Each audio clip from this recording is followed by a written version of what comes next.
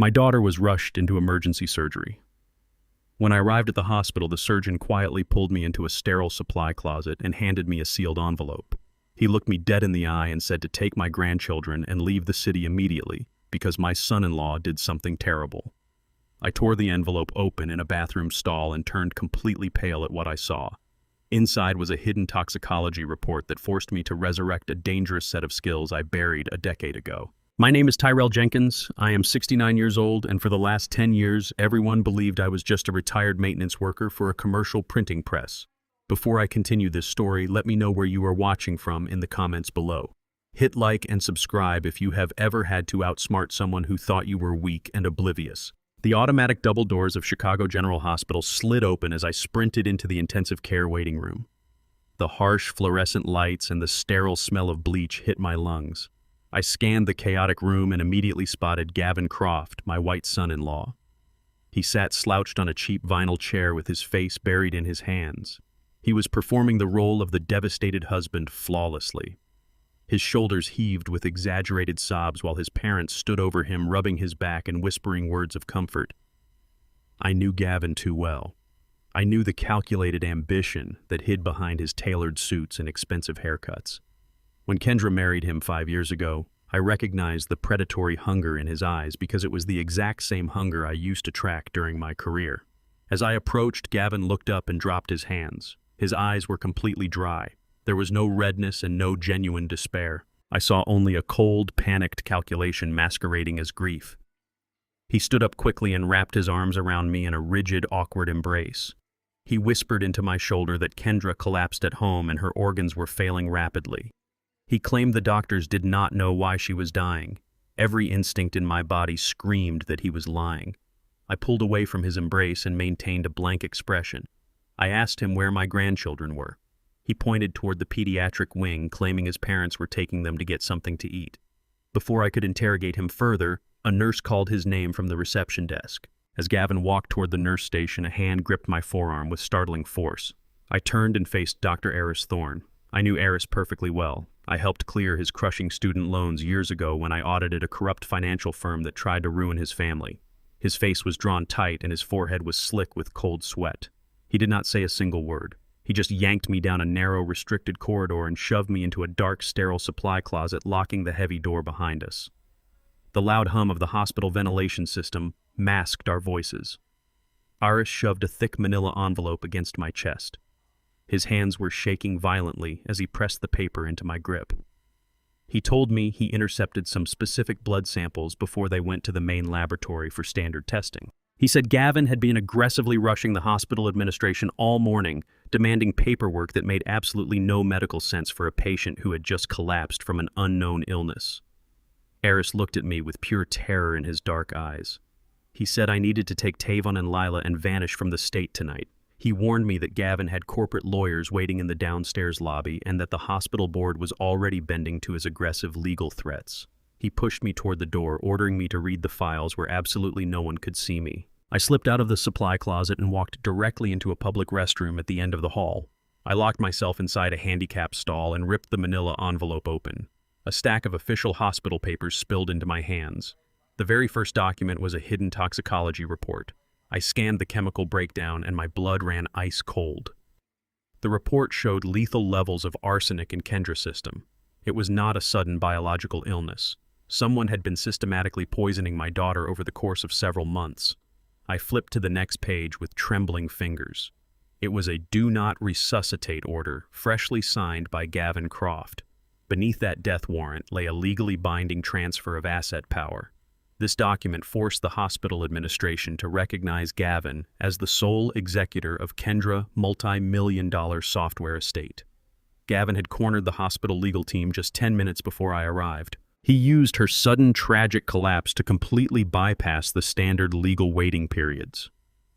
My daughter was lying in a hospital bed with poison in her veins, and her husband was securing the legal authority to let her die without intervention. The pieces of the puzzle snapped together instantly in my mind. Gavin needed her dead tonight to trigger the massive asset transfer. He needed absolute control over her company and her offshore accounts before anyone could ask questions. I shoved the damning papers under my heavy jacket and stepped out of the bathroom. The grief-stricken grandfather vanished entirely. The high-level anti-money laundering auditor woke up from a 10-year slumber. I walked back toward the main waiting room and stopped behind a thick concrete pillar. Gavin was standing near the elevator bank, far away from the nurses. He was no longer crying or pretending to be sad. He was pulling a sleek leather travel folder from his briefcase and handing it to his father. I watched him pull out 3 first-class plane tickets. I heard him instruct his parents to take Tavon and Lila to the airport immediately. He told them to fly directly to his private secluded cabin in Colorado and not to answer any phone calls from me or the local authorities under any circumstances. He stated he would handle the hospital staff and join them as soon as Kendra passed away. My grandchildren were being treated as collateral to secure his new fortune. Gavin intended to ship them across state lines before I could legally intervene or file a police report. If those children got on that plane, I would never see them again, and they would be raised by the exact man who murdered their mother. I looked at the digital wall clock above the elevators. The airport shuttle arrived in exactly 10 minutes. I had 10 minutes to steal my own grandchildren right out from under the noses of his entire family. I moved swiftly through the bright corridors toward the pediatric wing. Gavin had stationed his parents right outside the playroom glass. Peter and Susan Croft stood like twin gargoyles in their tailored cashmere coats. I approached them with slow, deliberate steps to keep my heart rate steady. Through the glass, I saw Tavon holding his little sister Lila tightly by the hand. Both children looked terrified and completely exhausted. Susan spotted me and immediately wrinkled her nose in disgust. She looked at my grease-stained boots and faded denim jacket with absolute contempt. She loudly told Peter that it was completely inappropriate for a man of my social standing to cause a scene in a nice facility. Peter stepped directly into my path, blocking the door. He puffed out his chest and told me in a slow, exaggerated tone that Gavin wanted the children kept away from loud, chaotic influences. He actually used his hands to gesture at my skin and clothes, while claiming the children needed a civilized environment right now.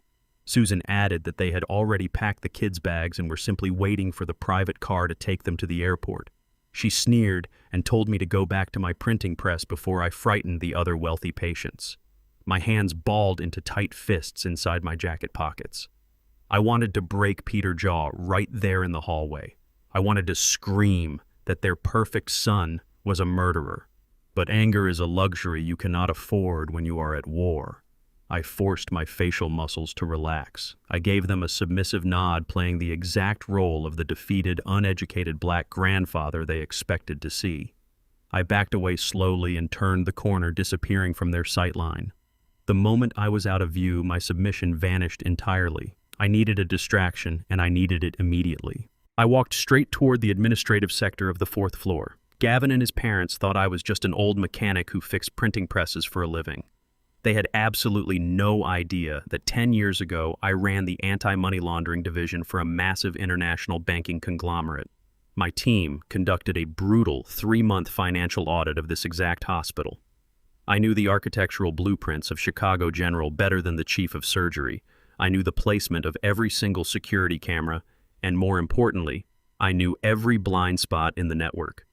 I slipped through an unmonitored service corridor and found exactly who I was looking for. Nurse Maria stood by the medication dispensary. 10 years ago, my audit uncovered a massive payroll embezzlement scheme executed by the former hospital administrators. They tried to frame Maria to take the fall for their stolen millions. I personally traced the offshore routing numbers and proved her innocence, saving her from a federal prison sentence. I walked up behind her and gently tapped her shoulder. She spun around and gasped when she recognized my face. I looked her dead in the eye and told her Gavin was murdering my daughter in the intensive care unit. I told her Gavin was trying to steal my grandchildren and put them on a plane in less than 20 minutes. Maria did not ask a single question. She owed me her freedom and her nursing license. She grabbed my arm and pulled me into the medication room away from the hallway cameras. She asked me exactly what I needed her to do to get the children out. I told her I needed a diversion large enough to completely clear the pediatric waiting area. Maria nodded sharply and marched straight toward the main lobby terminal. I positioned myself in the blind spot just past the pediatric double doors. Suddenly, a deafening siren shattered the quiet hospital atmosphere. Maria had shattered the glass of the emergency firebox and triggered a code-red localized alarm. Blinking strobe lights bathed the corridors in bright crimson. An automated voice commanded all visitors to immediately evacuate the central wing. Chaos erupted instantly. Doctors and visitors flooded the hallways in a panicked stampede. I watched Peter and Susan panic. The wealthy cowards did not even look back at the playroom. They abandoned their post immediately and shoved their way into the fleeing crowd to save themselves. I moved against the current of people and slipped directly into the playroom. Tavon was shielding Lila in the corner. I dropped to my knees and scooped both of them into my arms. I told them not to make a single sound and promised that Grandpa had everything under control. I carried them through the emergency exit doors and bypassed the main stairwell entirely. I used my knowledge of the blueprints to access the restricted laundry transit shaft. We descended 3 flights of concrete stairs in complete darkness. The heavy scent of industrial detergent masked our escape. I kicked open the basement loading dock door and sprinted across the rainy asphalt. My battered Ford pickup truck sat exactly where I parked it in the delivery zone. I threw the children into the extended cab and locked the doors. I jumped into the driver's seat and slammed the ignition. The old engine roared to life. I crushed the gas pedal and the truck tore out of the loading bay, leaving the flashing red lights of the hospital far behind us. Rain lashed against the windshield as I merged aggressively onto the interstate highway.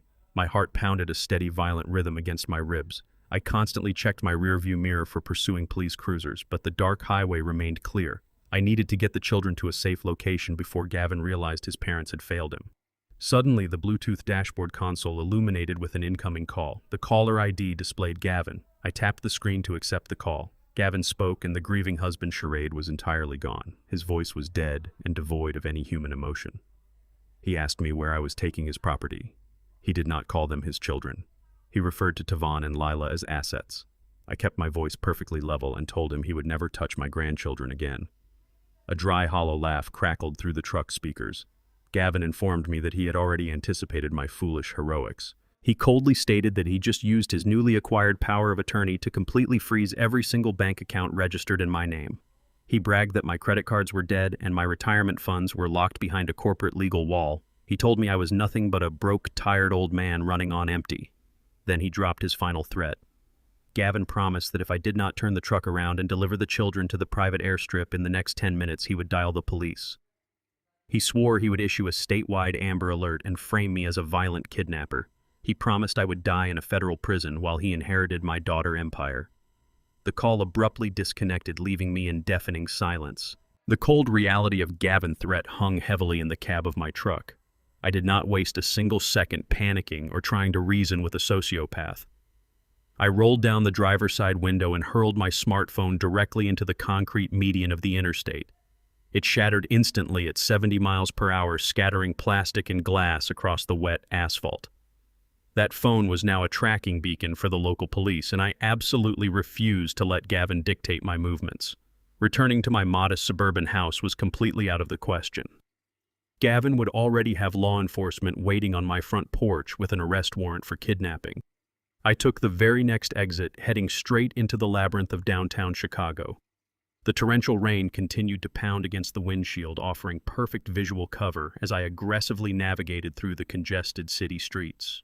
Tavon and Lila sat frozen in the back seat, clutching each other in terrified silence. I kept my eyes constantly darting to the rearview mirror, ensuring no patrol cars were tailing my worn bumper. I bypassed the brightly lit tourist districts and drove deep into the industrial sector of the West Loop. I pulled the truck down a narrow alley and entered a subterranean parking garage beneath a towering structure of glass and steel. This building appeared completely abandoned to the general public because it was undergoing massive structural renovations. Dust sheets covered the lobby windows, and heavy construction barriers blocked the main entrances. I guided the children out of the truck and led them up a dark concrete service stairwell. We climbed 4 flights of stairs until we reached a heavy reinforced steel door. I pulled a sleek brass key from a hidden compartment in my wallet and unlocked the deadbolt. We stepped inside a sprawling, luxurious loft that stood in stark contrast to the dusty construction zone outside. The space was pristine and silent, waiting patiently for my arrival. The expansive floor-to-ceiling windows offered a panoramic view of the storm swallowing the city skyline. Tavon looked around the massive empty room with wide eyes and quietly asked whose house we were hiding in. I knelt down to his level and told him this was our secret fortress and that nobody could hurt them here. I never told Kendra about this place. 10 years ago, my late wife Miriam made me promise to establish what she called a ghost fund. Miriam grew up surviving the harsh realities of predatory lending, and she knew that wealth was only useful if it was truly yours and completely hidden from greedy hands. During my decades working as a senior auditor investigating international money laundering syndicates, I learned exactly how the absolute worst people on earth hid their stolen assets. I used those exact same corporate loopholes to protect my family. I purchased this multi-million-dollar loft using a layered corporate shell trust registered in Delaware. My actual name appeared on absolutely zero public property records. To the outside world, this loft belonged to a faceless holding company completely invisible to credit bureaus and divorce lawyers. When Gavin married my daughter, he deployed his own financial analyst to dig into my background. They found exactly what I wanted them to find, which was a retired printing press mechanic living on a fixed union pension. Gavin thought he held all the economic power in our family dynamic. He believed freezing my checking account would leave me utterly destitute and begging for mercy on the street corner. He had absolutely no idea that I held massive liquid assets completely insulated from his hostile takeover. This loft was my fortress, and tonight it was the only thing keeping my grandchildren out of his dangerous hands. I left them in the living room and went to gather my supplies. I guided the children into the master bedroom and turned on a small desk lamp to cast away the heavy shadows. I handed them a couple of protein bars and bottled water from the emergency pantry I kept fully stocked in the closet. I gave them very strict instructions to sit on the floor away from the windows and to remain absolutely silent no matter what they heard outside the door. I walked into the adjoining walk-in closet and pushed a heavy oak dresser aside. I grabbed a steel hammer from my tool bag and drove it straight through the pristine drywall directly beneath a fake ventilation grate. The plaster crumbled away, revealing a solid titanium wall safe bolted directly into the structural steel beams of the building. I pressed my thumb against the biometric scanner, and the heavy locking mechanism clicked open with a satisfying mechanical thud. I reached inside and pulled out a waterproof duffel bag packed tightly with $200,000 in untraceable cash. Next, I extracted 3 prepaid burner phones perfectly programmed with encrypted communication networks. Finally, I pulled out my registered compact firearm. I checked the magazine out of pure habit, ensuring it was fully loaded before sliding the cold metal into the waistband of my trousers. I grabbed one of the burner phones and rapidly punched in the contact number for the only lawyer I trusted with my life. I needed to establish a ruthless legal counteroffensive before Gavin could officially manipulate the narrative on the morning news. I walked back into the main living area carrying the duffel bag, ready to initiate the next phase of my retaliation. My daughter was fighting for her life in a hospital bed, and I was prepared to burn Gavin's entire world to the ground to save her. Before I could even dial the final digit of the phone number, a thunderous knock rattled the reinforced steel door of the loft. The sudden violent sound echoed through the massive empty space like a gunshot. I instantly dropped the duffel bag and drew my weapon, aiming the barrel directly at the center mass of the doorway. I stepped backward, positioning my body squarely between the entrance and the bedroom where the children were hiding. The heavy knocking resumed immediately, accompanied by loud, authoritative voices echoing from the concrete hallway. A woman shouted through the thick steel, demanding I open the door right now. She identified herself as an agent with Child Protective Services and stated she was accompanied by armed police officers. She ordered me to surrender the children immediately, or they would breach the lock by force. My mind raced through the tactical variables. I had destroyed my personal phone on the highway specifically to prevent cellular triangulation. I drove a route entirely devoid of traffic cameras and toll booths. Then the sickening realization hit me like a physical blow to the chest. Gavin did not just freeze my bank accounts on a whim. He had anticipated my escape route long before I ever reached the hospital. He must have hardwired a military-grade GPS tracker directly into the electrical system of my Ford pickup truck months ago. He tracked my exact location the entire time I was driving through the city. I was trapped inside my own hidden fortress, and the local authorities were literally standing on the other side of the door, ready to arrest me. If they breached that door, they would hand my grandchildren straight back to the man who was actively murdering their mother. The heavy steel door reverberated under a second, more violent impact. Wood splintered somewhere in the outer frame, groaning under the sheer physical force. Through the thick metal, a male voice barked a rapid countdown, threatening to deploy a tactical battering ram and breach the lock by force. My grandchildren huddled together in the darkness of the bedroom, paralyzed by the sheer terror of the booming noise. I did not waste precious time negotiating through a barricade with local law enforcement. I thumbed the speed dial on my encrypted burner phone. The call connected instantly to Valerie Reed, the absolute most ruthless corporate litigator I had ever mentored during my anti-money laundering days.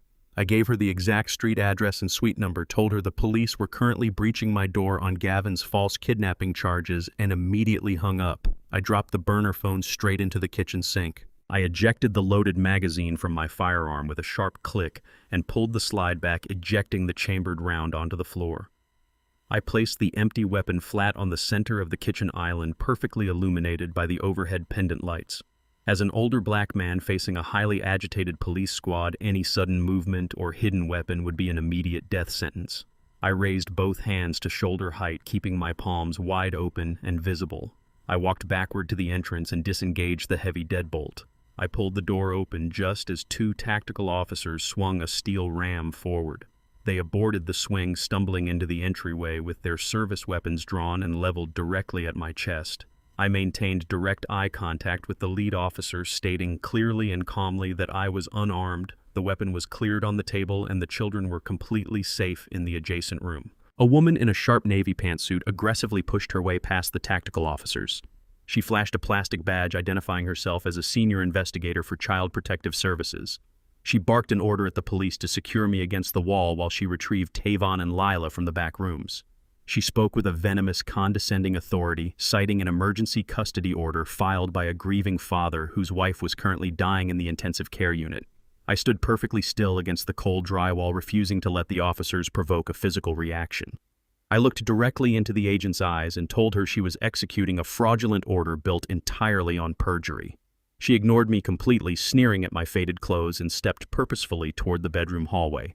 Before her hand could even touch the brass doorknob, the private freight elevator at the end of the corridor chimed a sharp, distinct note. The heavy metal elevator doors slid open with a mechanical hiss. Attorney Valerie Reed stepped into the loft, her heels clicking sharply against the polished concrete floor. She wore a tailored trench coat and carried a thick leather briefcase projecting absolute, undeniable authority. She was not alone. A towering man in a dark suit walked shoulder to shoulder with her, his jacket pinned with a solid silver star identifying him as a United States Marshal. The local tactical officers instinctively lowered their weapons at the sight of sudden federal jurisdiction. The CPS investigator spun around her face, twisting into a scowl of deep bureaucratic annoyance. She demanded to know who was interrupting an active child recovery operation. Valerie did not break her stride. She walked directly up to the investigator, her expression carved from solid ice, ready to dismantle the woman's career. Valerie abruptly unclasped her briefcase and pulled out a thick stack of documents bound with an unbroken federal seal. She slapped the heavy paperwork directly against the CPS agent's chest, forcing the woman to grab the file or let it fall to the floor. Valerie's voice rang through the open loft with lethal, calculated precision. She announced that the document was an emergency federal injunction signed a mere 20 minutes ago by a district judge. The injunction immediately and completely stripped Gavin Croft of all parental and legal rights. The CPS agent sputtered in outrage, looking down at the paperwork, claiming Gavin was a victim whose wife was dying of sudden organ failure. Valerie leaned in close, invading the agent's personal space, and corrected her. She stated Kendra was dying of acute arsenic poisoning, and the sealed medical affidavit attached to the injunction named Gavin as the primary suspect in an active, ongoing attempted murder investigation. The color instantly drained from the CPS investigator's face. She looked nervously at the federal marshal, who gave a single definitive nod, confirming the absolute validity of the documents. The marshal instructed the local police captain to withdraw his men immediately, declaring the premises a federally protected safe house under his direct watch. The tactical officers holstered their weapons and backed out into the hallway without uttering a single word of protest. The CPS agent dropped her arrogant posture entirely. Her hands shook as she handed the paperwork back to Valerie, stammering a weak, pathetic apology, and scrambled out the door behind the police. The heavy steel door clicked shut, sealing the loft once again. I lowered my hands and let out a sharp breath. The immediate threat was neutralized, but the war was far from over. Valerie set her heavy briefcase on the kitchen island right beside my cleared weapon. She pulled out an encrypted laptop and quickly booted up a secure network. I asked her how she managed to get a federal judge to sign an injunction at this hour based solely on Dr. Thorne's unverified blood samples. Valerie did not smile. She turned the laptop screen toward me, her eyes dark with absolute dread. She explained that the toxicology report was merely the catalyst used to wake up a sleeping judge. The actual devastating leverage was Gavin's catastrophic financial footprint. She had bypassed Gavin's superficial corporate firewalls and dug straight into his offshore holding companies. Valerie pointed to a massive, complicated spreadsheet displaying a labyrinth of illegal wire transfers. Gavin did not just mismanage Kendra's software profits. He owed $3 million to a transnational money laundering syndicate, and the debt had matured yesterday. Gavin was not just trying to steal my daughter's empire out of simple greed. He was backed into a deadly corner by ruthless killers and desperately needed the massive influx of liquid capital from her death to pay off his executioners. The laptop screen suddenly flickered, displaying an intercepted text message routed directly from Gavin's personal device. The message was a direct communication from the syndicate's lead enforcer. I read the coordinates attached to the threatening text, and my stomach plummeted to the floor. The enforcer was not heading to the hospital to negotiate. They had grown entirely tired of Gavin's excuses and demanded immediate flesh as collateral. The text listed the exact street address of my old suburban home, the very same home where my innocent neighbor currently sat, completely unaware of the lethal violence hurtling toward my front door. Valerie tapped a few keys and brought up the hidden surveillance feed I installed around my modest suburban home years ago. The grainy night vision footage flickered onto the screen. A black tactical SUV idled illegally across my driveway. 4 men stepped out of the vehicle, moving with the cold, synchronized precision of seasoned mercenaries. They did not bother picking the lock or checking for alarms. The lead enforcer raised a heavy steel battering ram and shattered my front door straight off its hinges in a single brutal strike. They poured into my empty house, sweeping the rooms for targets. They emerged less than a minute later, visibly enraged, to find the property completely vacant. The lead enforcer stormed across the manicured lawn and marched directly up to the neighboring porch. He kicked open the screen door of Mr. Henderson, an 80-year-old retired postal worker who had nothing to do with my family. The enforcers dragged the frail old man out of his house in his pajamas and hurled him onto the wet grass. The lead mercenary drew a heavy-caliber pistol and pressed the steel barrel directly against the side of Mr. Henderson's skull. The enforcer stared dead into my hidden porch camera. He knew exactly where the lens was located. He raised his free hand and held up 3 fingers. He was giving me exactly 3 minutes to show my face before he executed an innocent bystander on my front lawn. Gavin had sold out my address to monsters, and now the collateral damage was bleeding into the streets. I had no choice but to answer the call. I turned away from the laptop screen and looked directly at Valerie. I commanded her to lock the reinforced steel door behind me and absolutely refuse entry to anyone except me, regardless of the badge they flashed. I kissed Tavon and Lila on their foreheads, swearing I would return before dawn. I stepped out of the loft and bypassed my own truck, knowing it was still pinging Gavin Tracker. I walked 2 blocks in the freezing rain and found an older model sedan parked behind a dive bar. I smashed the driver's side window with my elbow wrapped in my heavy jacket. I reached under the steering column, ripped the ignition wires free, and hot-wired the engine in less than 15 seconds. A skill I learned tracking cartel smuggling routes decades ago still served me perfectly tonight. I pushed the stolen car to its absolute limits, tearing through the slick downtown streets toward my suburban neighborhood. I cut the headlights completely as I turned onto my street, coasting the final block in total darkness. I parked the sedan across the intersection and stepped out into the pouring rain. I did not draw my weapon. I left the firearm tucked under the driver's seat. Approaching a heavily armed cartel hit squad with a drawn weapon was a guaranteed death sentence. Instead, I reached into my pocket and pulled out a small encrypted flash drive. I walked calmly and deliberately down the center of the asphalt straight toward the tactical SUV. The mercenaries spotted me immediately and raised their assault rifles. I kept my hands perfectly steady and my face completely devoid of fear. I was walking straight into the mouth of hell, armed with nothing but raw data. The lead enforcer abandoned Mr. Henderson on the wet grass and closed the distance between us with terrifying speed. He slammed the heavy barrel of his pistol directly into the bridge of my nose, stopping me dead in my tracks. He demanded to know where the $3 million were hidden and threatened to paint the street with my brains. I did not flinch or break eye contact. I slowly raised my right hand, displaying the small silver flash drive. I told him the money he was looking for was not in my possession, and my death would only guarantee the syndicate never saw a single dime of their investment. I demanded he pull out his secure tablet. The enforcer hesitated for a fraction of a second before snatching the drive from my fingers. He plugged the device into the rugged military tablet strapped to his tactical vest. The screen instantly populated with a complex web of offshore banking spreadsheets. I pointed a steady finger at the illuminated routing numbers. I explained exactly how Gavin Croft had engineered the entire financial structure. Gavin was not just failing to wash their dirty money. He had built a parasitic shadow account buried deep within the syndicate-owned corporate shell companies. I showed the enforcer the exact dates and time-stamped ledgers proving Gavin had been systematically skimming millions off the top of the cartel profits for over a year.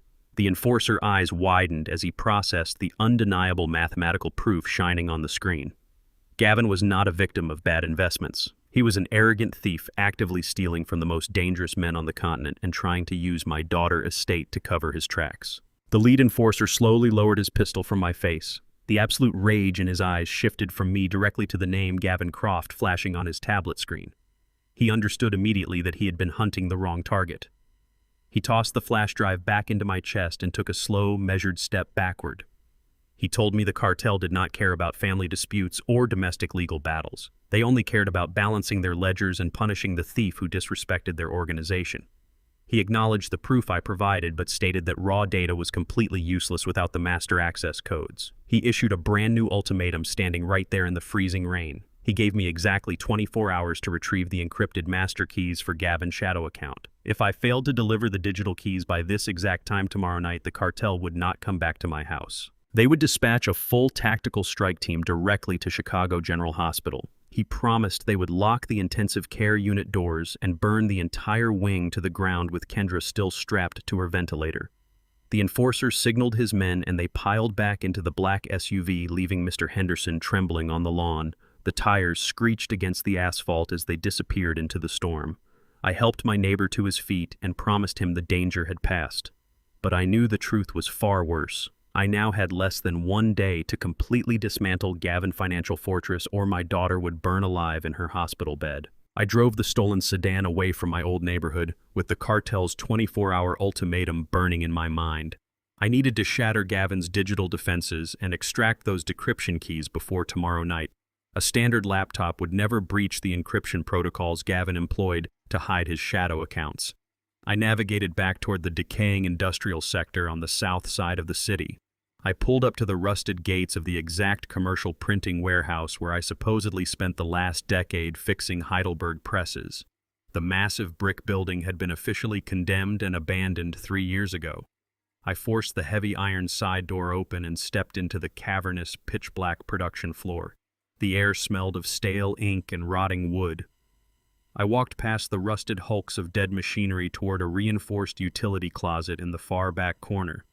I punched a 12-digit sequence into the digital keypad bolted to the wall. The heavy steel door released with a pneumatic hiss. I stepped inside and flipped the breaker switch. A bank of high-powered clandestine servers hummed to life. The cooling fans roared like a jet engine in the confined space. This room was my true workshop. I built this off the grid server farm piecemeal over the last 5 years, utilizing salvaged corporate hardware.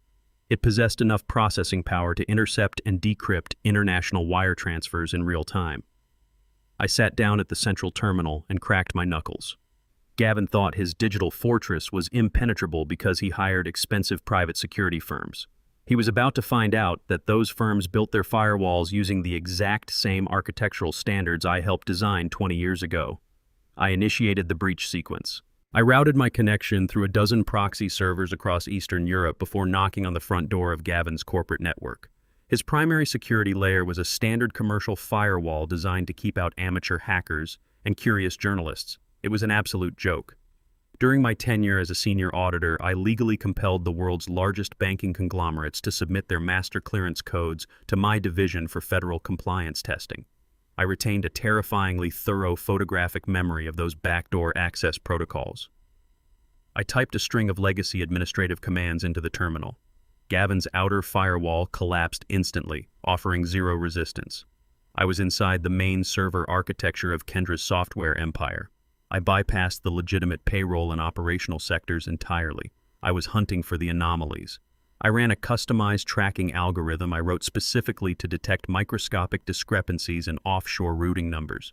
The algorithm highlighted a massive hidden directory buried under layers of fake vendor invoices. Gavin had constructed a parasitic shadow node that skimmed exactly 2% of every international transaction Kendra's company processed. He then routed that stolen capital through a maze of shell corporations registered in the Cayman Islands. I deployed a secondary decryption program to tear down the final security barrier protecting the core ledger. The progress bar crawled across my monitor as the servers worked furiously to crack Gavin's encryption keys.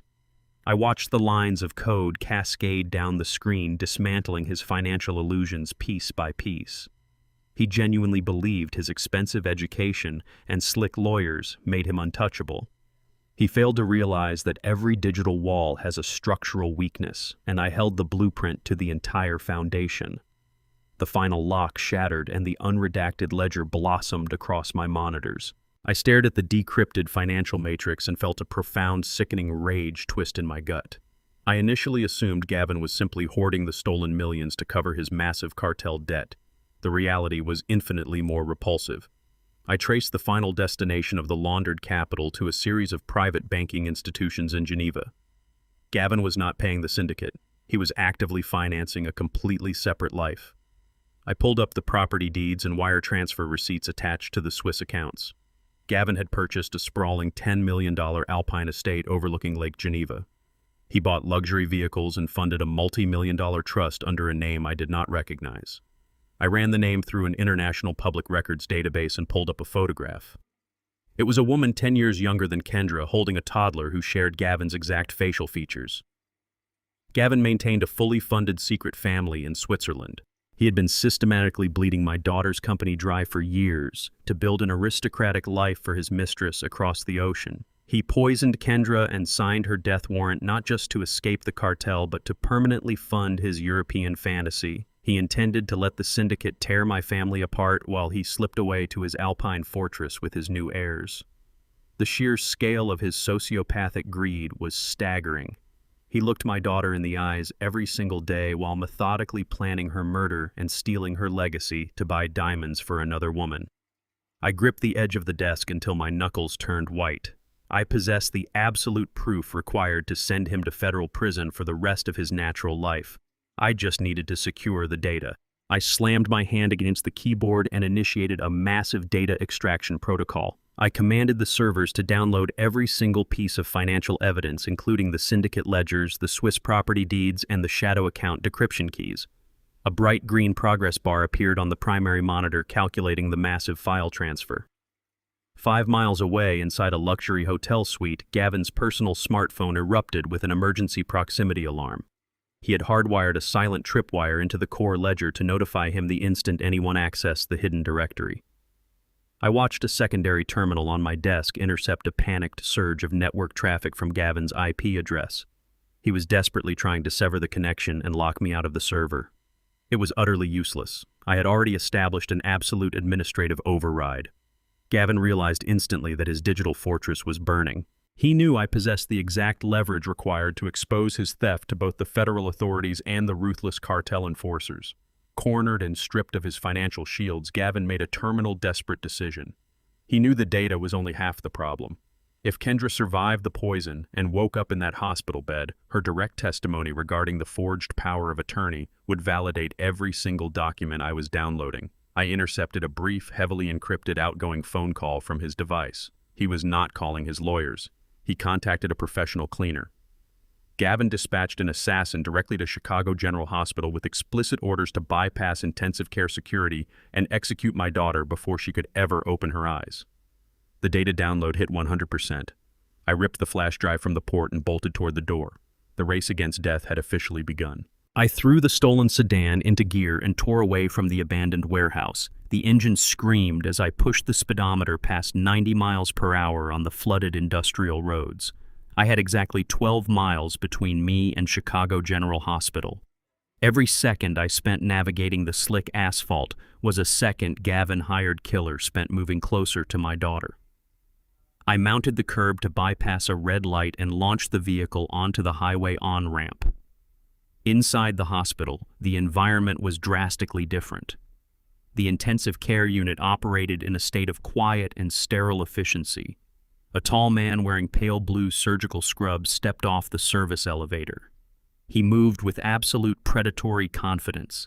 He did not check his phone or look at the directional signs. He walked straight past the main security desk holding a clipboard to shield his face from the overhead cameras. He bypassed the visitor registry entirely and swiped a stolen keycard to access the restricted intensive care corridor. He located Kendra's private room and stepped inside. Dr. Eris Thorne was standing beside the bed adjusting the intravenous drip-feeding fluids into Kendra's arm. Eris turned his head to question the sudden intrusion. The man in the scrubs did not hesitate. He lunged forward and drove a pneumatic syringe directly into the side of Eris' neck. The plunger depressed instantly, shooting a high-grade paralyzing agent straight into the doctor's bloodstream. Eris' eyes went wide with sudden absolute terror. His vocal cords paralyzed before he could even form a scream. He collapsed onto the linoleum floor as his muscles locked entirely, leaving him completely conscious but entirely trapped inside his own body. The assassin stepped over the paralyzed doctor and turned his cold, dead eyes toward my daughter. The assassin approached the intricate array of life support machines keeping Kendra alive. He did not pull a weapon or attempt to smother her with a pillow. He was a professional cleaner, hired to make her death look like a tragic medical inevitability. He reached for the primary ventilator console and his fingers danced rapidly across the digital touchscreen. He initiated a systematic shutdown of her oxygen supply and adjusted the cardiac monitors to suppress the warning alarms. The steady, rhythmic beeping of her heart rate began to slow immediately. The digital numbers on the screen plummeted as her compromised lungs struggled against the sudden lack of mechanical assistance. The killer reached for the intravenous line, planning to inject a concentrated dose of potassium to stop her heart permanently. I slammed my shoulder into the heavy wooden door of the hospital room. The hinges cracked under my momentum and the door flew open, crashing violently against the interior wall. I stood in the doorway, gasping for air with rain dripping from my heavy jacket. I saw Eris lying paralyzed on the floor and the assassin standing directly over my daughter holding a lethal syringe. The killer spun around with lethal speed, dropping his clipboard and reaching for the suppressed pistol concealed beneath his fake scrubs. He expected to find a confused nurse or an unarmed security guard. He did not expect to find a man who spent 20 years hunting the most ruthless cartel enforcers on the planet. I did not draw my firearm. The confined space and the explosive oxygen tanks lining the wall made discharging a bullet a suicidal risk. I lunged across the room using my forward momentum to drive my heavy, solid oak walking cane directly into his chest. The impact knocked the wind out of the assassin, but he recovered with terrifying speed. He swiped the heavy steel pistol from his holster and aimed it squarely at my face. I parried the weapon away with the shaft of my cane, sending the suppressed bullet tearing harmlessly into the ceiling tiles. We locked into a brutal, silent struggle, grappling for control in the tight space between the life support machines. The assassin was young and incredibly strong, but he fought with arrogant rage. I fought with the cold, calculated precision of a father protecting his only child. He drove a vicious punch into my ribs, forcing me backward. He stepped forward to deliver a lethal blow to my throat. I dropped my center of gravity and swung my heavy oak cane in a brutal, sweeping arc. The solid wood connected directly with the side of his left knee. The joint shattered with a sickening crunch of breaking bone. The assassin collapsed silently to the floor, unable to support his own weight. I did not give him a single second to recover or reach for his dropped weapon. I grabbed the thick nylon cord of a heavy-duty blood pressure cuff hanging from the medical cart. I wrapped the cord around his neck and pulled back with every ounce of strength remaining in my tired muscles. The assassin thrashed wildly, clawing at the nylon cord, biting into his throat. His struggles grew weaker as the oxygen supply to his brain was completely severed. His eyes rolled back into his head, and his body went entirely limp. I dropped the unconscious killer to the floor and scrambled toward the life support monitors. I rapidly restored the oxygen flow and reset the cardiac alarms, saving my daughter mere seconds before a total flatline. The sudden violent rush of pure oxygen flooding back into her lungs triggered a violent physical reaction. Kendra's body convulsed against the hospital bed. Her eyelids fluttered open, breaking through the heavy chemical sedation Gavin had orchestrated. She stared up at the bright ceiling lights with wide, panicked eyes. She immediately gagged on the thick plastic ventilator tube shoved down her throat. I grabbed her trembling shoulders and leaned directly over her face, demanding she look at me and focus on my voice. I told her she was safe, and the man who tried to hurt her was neutralized. Kendra recognized my face, and the pure terror in her eyes shifted into a desperate, frantic urgency. She could not speak around the intrusive plastic tubing, but her mind was fiercely fighting through the heavy fog of the arsenic poisoning. She raised a weak, trembling hand and pointed a pale finger directly at my chest. Her chest heaved as she fought the machine breathing for her. She mouthed a sequence of words with agonizing, deliberate slowness. I leaned down, reading her lips perfectly. She warned me about the central bank box. She mouthed that Gavin possessed the master key to the founding corporate documents. If Gavin destroyed the original founding charters locked inside that vault, he would legally legitimize his absolute control over her entire software empire. He would finalize the theft regardless of what the federal authorities discovered on his servers. The immense physical effort completely drained the last remnants of her strength. Her eyes rolled back and the monitors beeped steadily as she slipped straight back into a deep, unconscious coma. The battlefield had shifted instantly. I secured the assassin with medical restraints and turned toward the door, knowing I had to beat Gavin to the central bank. I sprinted out of the hospital, ignoring the bewildered stares of the medical staff and the shattered door behind me.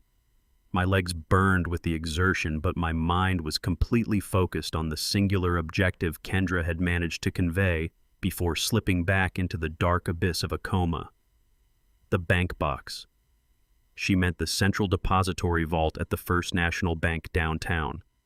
10 years ago, when she first launched her software startup, I insisted she secure the original founding charters, the intellectual property patents, and the irrevocable trust documents in a physical safe deposit box. I knew that digital files could be erased, manipulated, or corrupted, but hard ink on paper, locked in a subterranean vault, was absolute. If Gavin managed to gain access to that box and destroy those specific documents, he would sever Kendra's legal tether to her own creation. He could rewrite the corporate history, legitimize his fraudulent power of attorney, and walk away with the entire empire, leaving her penniless even if she survived the poison. I jumped into the stolen sedan and slammed my foot on the accelerator. The engine roared as I navigated the treacherous, rain-slicked streets, pushing the car to its absolute limits. I had to reach the central branch before Gavin's mercenaries or Gavin himself could execute the final phase of their devastating plan. The rain hammered against the windshield, matching the frantic rhythm of my heart. I knew that every second counted, and I could not afford to lose this race. I arrived at the towering glass and steel structure of the First National Bank. I abandoned the stolen car in the executive loading zone and strode through the massive revolving doors. The main banking floor was a cavern of polished marble and hushed conversations. I bypassed the standard teller lines and walked directly toward the restricted access area reserved for high-net-worth clients and safe deposit box retrieval. Through the thick security glass, I spotted Gavin. He was standing at the mahogany desk of the vault manager, looking completely relaxed and supremely confident. He wore his tailored Italian suit-like armor, his hair perfectly styled, projecting the image of a successful grieving husband taking care of necessary tragic business. The manager, a middle-aged man with a subservient smile, was carefully reviewing a stack of documents Gavin had just presented. I knew exactly what those papers were. Gavin was using the same forged power of attorney he had deployed at the hospital, demanding immediate access to Kendra's box. I watched Gavin lean forward, offering a smooth, practiced explanation about his wife's sudden incapacitation and the urgent need to secure her corporate assets. The manager nodded sympathetically, completely captivated by Gavin's performance. He reached for his phone, preparing to authorize a locksmith to drill out the lock on Kendra's box, since Gavin obviously did not possess the physical key. Gavin turned his head slightly and our eyes met through the glass. His smug smile widened a silent, arrogant declaration of victory. He believed he had won, that he had outsmarted the old mechanic and secured his multi-million-dollar future. I pushed through the security doors and entered the vault antechamber. I did not raise my voice, and I did not utter a single threat. The working-class grandfather facade I had maintained for a decade dissolved instantly. I walked directly to the mahogany desk, moving with the undeniable commanding presence I had honed over 20 years of auditing the most corrupt financial institutions on the planet. I reached into my jacket pocket and pulled out two very specific items. I slapped them down onto the polished wood right on top of Gavin's forged documents. The first was a solid titanium platinum director card, a tier of banking access so exclusive it was not advertised to the public, reserved only for individuals holding astronomical verified liquid assets. The second item was my retired but still permanently active federal anti-money laundering identification badge, complete with the presidential seal. The vault manager's eyes widened in absolute shock. He looked at the titanium card, then at the federal badge, and finally up at my face. The obsequious smile vanished, replaced by sheer, terrifying realization. He recognized the profound level of authority sitting on his desk. I leaned forward and instructed the manager in a low, dangerous tone to verify the signature on Gavin's documents against the federal registry I had just authorized him to access. The manager's hands shook as he typed rapidly on his keyboard. He stared at the screen, then at Gavin, and then back to the forged papers. Without saying a word, the manager picked up Gavin's entire stack of documents and fed them directly into the heavy-duty industrial shredder beside his desk. The machine roared, devouring Gavin's fraudulent victory in a matter of seconds. I looked at Gavin and told him his access was permanently denied. The destruction of the forged documents shattered Gavin's polished facade completely. The arrogant, grieving husband disappeared, revealing the desperate, cornered sociopath underneath, his face contorted with raw, unfiltered rage. He lunged across the mahogany desk, grabbing the lapels of my jacket. The vault manager gasped and reached for the panic button, but I held up a hand, silently ordering him to stop. I let Gavin hold me, feeling the violent tremor in his hands. He leaned in so close I could smell the expensive cologne masking the scent of his fear. His voice was a venomous whisper, his words dripping with pure malice. He told me that destroying the papers meant absolutely nothing. He promised that by the time the sun rose tomorrow, he would initiate a massive coordinated media smear campaign across every major news network. He swore he would utilize his high-priced public relations firm to paint me as a violent, deranged, dementia-riddled old man who had violently kidnapped his innocent grandchildren. He promised to ruin my reputation so thoroughly that the federal authorities would have no choice but to arrest me on sight. He sneered, stating that a retired mechanic's word meant nothing against a wealthy, grieving tech executive. He released my jacket, straightened his tie, and stepped back, his eyes burning with a promise of absolute destruction. He turned and walked out of the vault, leaving the threat hanging in the sterile air. He believed he could control the narrative, but he had no idea that I had already prepared for a war of information, and I was about to unleash a truth he could never silence. The morning sun had barely crested the Chicago skyline when Gavin launched his promised offensive. I stood in the safe house kitchen watching the local news broadcast on a muted television. Gavin filled the entire screen, executing a masterclass in sociopathic manipulation. He stood before a press podium with his tie slightly askew and tears streaming down his face in a perfectly orchestrated display of raw anguish. He pleaded directly to the camera lenses, begging for the safe return of his children. He painted a terrifying fabricated picture of me as an unstable, violent man suffering from rapid-onset dementia. He boldly claimed to the public that I had suffered a psychological break and kidnapped my own grandchildren in a paranoid delusion. The news anchor grimly announced that a joint task force of local police and federal marshals had initiated a citywide manhunt. My face flashed across the screen, branded with a bold red warning labeling me as armed, unpredictable, and extremely dangerous. Valerie walked into the kitchen with her heels clicking sharply against the concrete floor and handed me a fresh burner phone. She stated that tactical units had already breached my suburban home and were currently tearing apart the abandoned printing warehouse on the south side. Gavin was weaponizing the entire judicial system against me. He was using the full weight of the state police to hunt me down, effectively outsourcing his dirty work to honest cops while keeping his own hands perfectly clean. If any local patrol officer spotted me on the street, they would not hesitate or ask questions. They would draw their weapons and treat me as an active, lethal threat. The net was closing rapidly around the city limits, but I had absolutely no intention of staying in Chicago to play Gavin defensive public relations game. Valerie strongly advised me to release a counterstatement urging me to leak a fraction of the decrypted financial data online to disrupt Gavin's narrative. I flatly refused the suggestion. Engaging in a digital shouting match would only give Gavin time to maneuver and warn his international assets. We needed to strike the absolute core of his endgame before he even realized we had left the country. We secured the children with the federal marshal detail and immediately boarded a chartered Gulfstream jet at a private airfield. 10 hours later, we touched down in Geneva, Switzerland. The crisp, alpine air was a sharp contrast to the suffocating tension we left behind in Chicago. We did not waste a single minute resting. My tracking algorithms had already pinpointed the exact daily routine of Gavin's secret family. We found his mistress, a striking blonde woman named Elena, sitting at a secluded table in a high-end glass-walled cafe overlooking Lake Geneva. She was sipping an espresso, entirely oblivious to the lethal storm her lover had dragged her into. I walked directly to her table and sat down uninvited while Valerie took the seat opposite her, effectively boxing her in. Elena, indignant protest died in her throat the second I slid a glossy photograph of Gavin and Kendra across the marble tabletop. I introduced myself as her lover father-in-law. I spoke with a quiet, icy authority, informing her that the man she knew as a wealthy international investor was actually a desperate thief who had just poisoned his real wife and provoked a cartel hit squad. I watched the blood drain entirely from her face as the luxurious illusion of her life shattered in an instant. Elena tried to stand, stammering a weak defense and clinging to the desperate hope that I was just a crazy old man telling lies. Valerie did not let her speak. She unclasped her leather briefcase and pulled out a thick stack of Swiss banking records, corporate deeds, and international wire transfers. She slapped the heavy documents down on the marble table, forcing Elena to look at the undeniable proof. I leaned forward and methodically walked the trembling woman through the labyrinth of Gavin financial architecture. I pointed to the executive signatures on the Cayman Island shell companies, which were the exact corporations Gavin used to siphon millions from the transnational cartel. Elena's name was printed on every single line of the executive registry.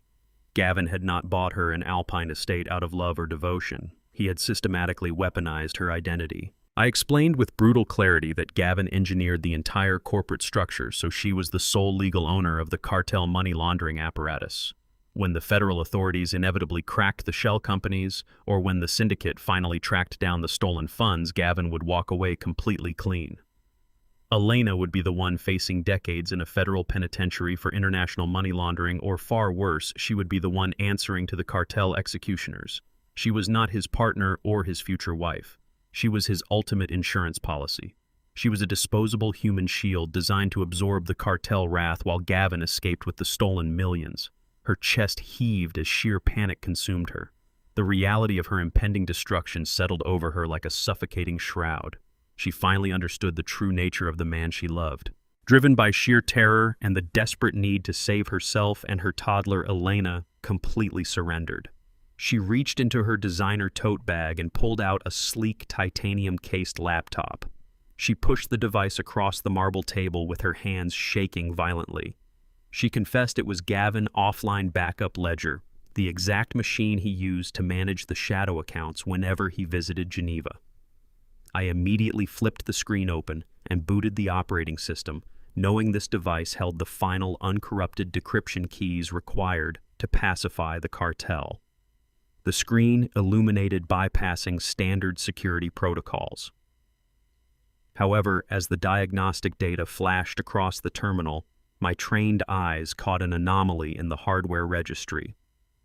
The power consumption levels were completely disproportionate to the operating system normal requirements. I flipped the laptop over, pressed the release latches, and ejected the heavy lithium battery pack. Welded directly into the internal casing of the battery was a sophisticated military-grade GPS transponder. A tiny red LED light pulsed rhythmically, transmitting our exact coordinates in real time. Gavin had never trusted Elena with the ledger. He had turned the machine into a lethal homing beacon. Before I could shout a warning to Valerie, the heavy glass doors of the cafe shattered inward with a deafening crash. A team of heavily armed cartel mercenaries flooded into the elegant dining room, sweeping assault rifles across the terrified patrons. Gavin had not just sent the police after me in Chicago. He had fed my exact location to the syndicate European strike team. The patrons screamed and dove for cover as the mercenaries leveled their weapons directly at our table, cutting off every possible route of escape. Part 10, The Trap Closes. Valerie reacted with the immediate and ruthless pragmatism I had instilled in her decades ago. She grabbed Elena by the collar of her designer trench coat and dragged the screaming woman and her toddler toward the heavy mahogany doors of the cafe's private executive dining room. I covered our retreat, hurling a massive marble-top table backward to obstruct the narrow corridor. Gunfire erupted in the main dining area, shattering the floor-to-ceiling windows and sending jagged shards of tempered glass raining down onto the polished floors. We breached the private room and I slammed the massive double doors shut. I threw the heavy iron deadbolts and jammed a solid oak serving credenza directly under the brass handles, creating a crude but highly effective barricade. The terrified cries of the cafe patrons faded into a chaotic din of barked orders and stomping tactical boots. Elena collapsed onto the floor, clutching her child to her chest in absolute hysterics. Valerie stood beside the barricade, her breathing perfectly controlled, her eyes locked on the trembling wood. The heavy thud of combat boots halted directly outside our makeshift fortress. We were completely trapped in a soundproof luxury vault with 0 exits and a squad of cartel executioners waiting on the other side. They did not immediately open fire through the wood. They knew the titanium laptop was inside, and destroying the hardware with indiscriminate gunfire would permanently vaporize the missing millions. A heavy rhythmic pounding echoed against the barricade. They were bringing up breaching tools. I turned my back to the door and set Gavin's lethal laptop onto a pristine glass dining table. The immediate physical threat was overwhelming, but the digital war required my absolute focus. I had to secure the decrypted ledger before the door gave way. I flipped the titanium lid open and rapidly bypassed the localized lockdown of the GPS transponder. The battery was a lethal homing beacon, but the motherboard still functioned flawlessly. I tethered the machine to my encrypted burner phone, establishing a volatile but high-speed cellular uplink. I did not attempt to transfer the files to Valerie's local hardware. I aimed much higher. I utilized a dormant, highly classified routing protocol I had engineered during my final years at the Federal Anti-Money Laundering Division. I initiated a direct, untraceable cloud sync, dumping the entire unredacted matrix of Gavin's offshore shell companies, the cartel ledgers, and the Swiss property deeds directly onto a secure FBI server in Washington. A slim green progress bar materialized on the screen, crawling forward at an agonizingly slow pace. A massive impact rocked the mahogany doors. The oak credenza groaned under the sheer kinetic force of a heavy steel sledgehammer. Dust and wood splinters showered the immaculate carpet. Valerie braced her shoulder against the shifting furniture, her face a mask of absolute defiance. Another brutal strike hit the door, buckling the upper brass hinges. The progress bar reached 40%. Elena sobbed, rocking her toddler in the corner, finally understanding the catastrophic reality of the man she loved. A third strike splintered the center panel of the door. I stared at the green bar, silently urging the data packets across the Atlantic. I knew the cartel mercenaries would breach the room in less than 60 seconds. The screen blinked and the progress bar hit 100%. The prompt confirmed a successful permanent federal receipt of the shadow ledger. I immediately wiped the active cache and physically ripped the burner phone from the connection cable. The heavy mahogany doors buckled entirely under a fourth devastating impact. The top hinge sheared completely off the doorframe, sending a massive wooden splinter flying across the room.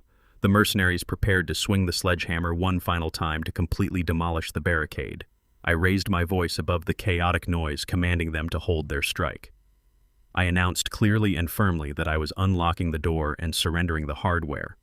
Valerie shot me a look of absolute disbelief, but I gave her a sharp, definitive nod. I shoved the damaged oak credenza aside and disengaged the deadbolts. I pulled the ruined doors open and stepped directly into the hallway, leaving the women safely behind me in the room. 4 cartel enforcers leveled suppressed assault rifles directly at my chest. I raised my hands slowly, holding the titanium laptop out in plain sight. I maintained direct eye contact with the tactical leader, projecting a cold, unwavering authority. I stated that I possessed the master decryption keys to the missing millions, and the device in my hands was the only bridge to their stolen capital. I offered a rigid, non-negotiable trade. I would hand over the hardware and grant them total access to Gavin's offshore fortress, but they had to guarantee safe, unhindered passage for Valerie, Elena, and the child. I made it absolutely clear that if a single bullet was fired, I would smash the titanium casing against the marble floor and permanently bury their money in a digital grave.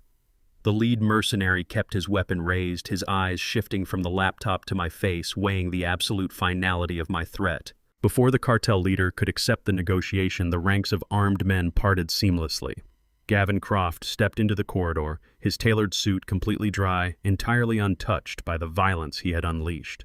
The arrogant, polished facade he wore for the Chicago news cameras was completely gone. His face twisted into a mask of pure, unadulterated malice. He walked straight up to me and violently snatched the titanium laptop from my hands. He did not bother verifying the data or checking the screen. He raised the machine high above his head and smashed it relentlessly against the marble floor. The titanium casing shattered, destroying the hard drive and vaporizing the cartel's only leverage. The mercenaries shifted uncomfortably, realizing Gavin had just burned their bridge, but Gavin did not care. He drove a brutal closed-fist punch directly into my jaw. The impact dropped me hard against the polished stone floor. I tasted copper as blood filled my mouth. Gavin stood over me, sneering with absolute triumph. He mocked my pathetic attempt to outsmart him, gloating that without the physical ledger I had absolutely zero proof of his theft. He leaned down, his voice dropping to a venomous whisper detailing exactly how he would dismantle Kendra's empire and use his media smear campaign to bury me in a federal prison. He reveled in his flawless victory, completely unaware of the trap he had just sprung. I lay on the cold marble, letting the blood drip from my chin, and smiled internally. Gavin did not know that the top button of my collared shirt concealed a microscopic military-grade audio transmitter. Every arrogant threat, every confession of murder, and every detail of his corporate theft was currently broadcasting live to the FBI task force waiting in Chicago. I spat a mouthful of warm blood onto the pristine white marble. The sharp metallic tang coated my tongue, but I remained entirely still on the cold floor. I needed Gavin to feel completely untouchable. I looked up at the impeccably dressed executive towering over me and let a harsh, mocking laugh escape my throat. I told him he was nothing but a hollow, parasitic shell. I stripped away his polished corporate armor using the exact psychological profiles I compiled during my decades interrogating financial predators. I targeted his most deeply buried insecurities. I mocked his profoundly mediocre intellect, stating with absolute certainty that he lacked the fundamental brilliance required to write a single line of viable code. I told him he spent the last 10 years drowning in the shadow of my daughter. I laid bare his pathetic racial complexes, explicitly pointing out how much it destroyed his fragile ego to know a young black woman from the south side of Chicago had built a global technology empire while he was merely a diversity hire in reverse, kept around simply to appease the old guard investors. I stated that his entire life was a fraudulent performance subsidized by a woman infinitely superior to him in every conceivable metric. I challenged his manhood, calling him a cowardly leech who had to resort to poison because he could never defeat Kendra in the boardroom. I watched the veins bulge against his tailored collar.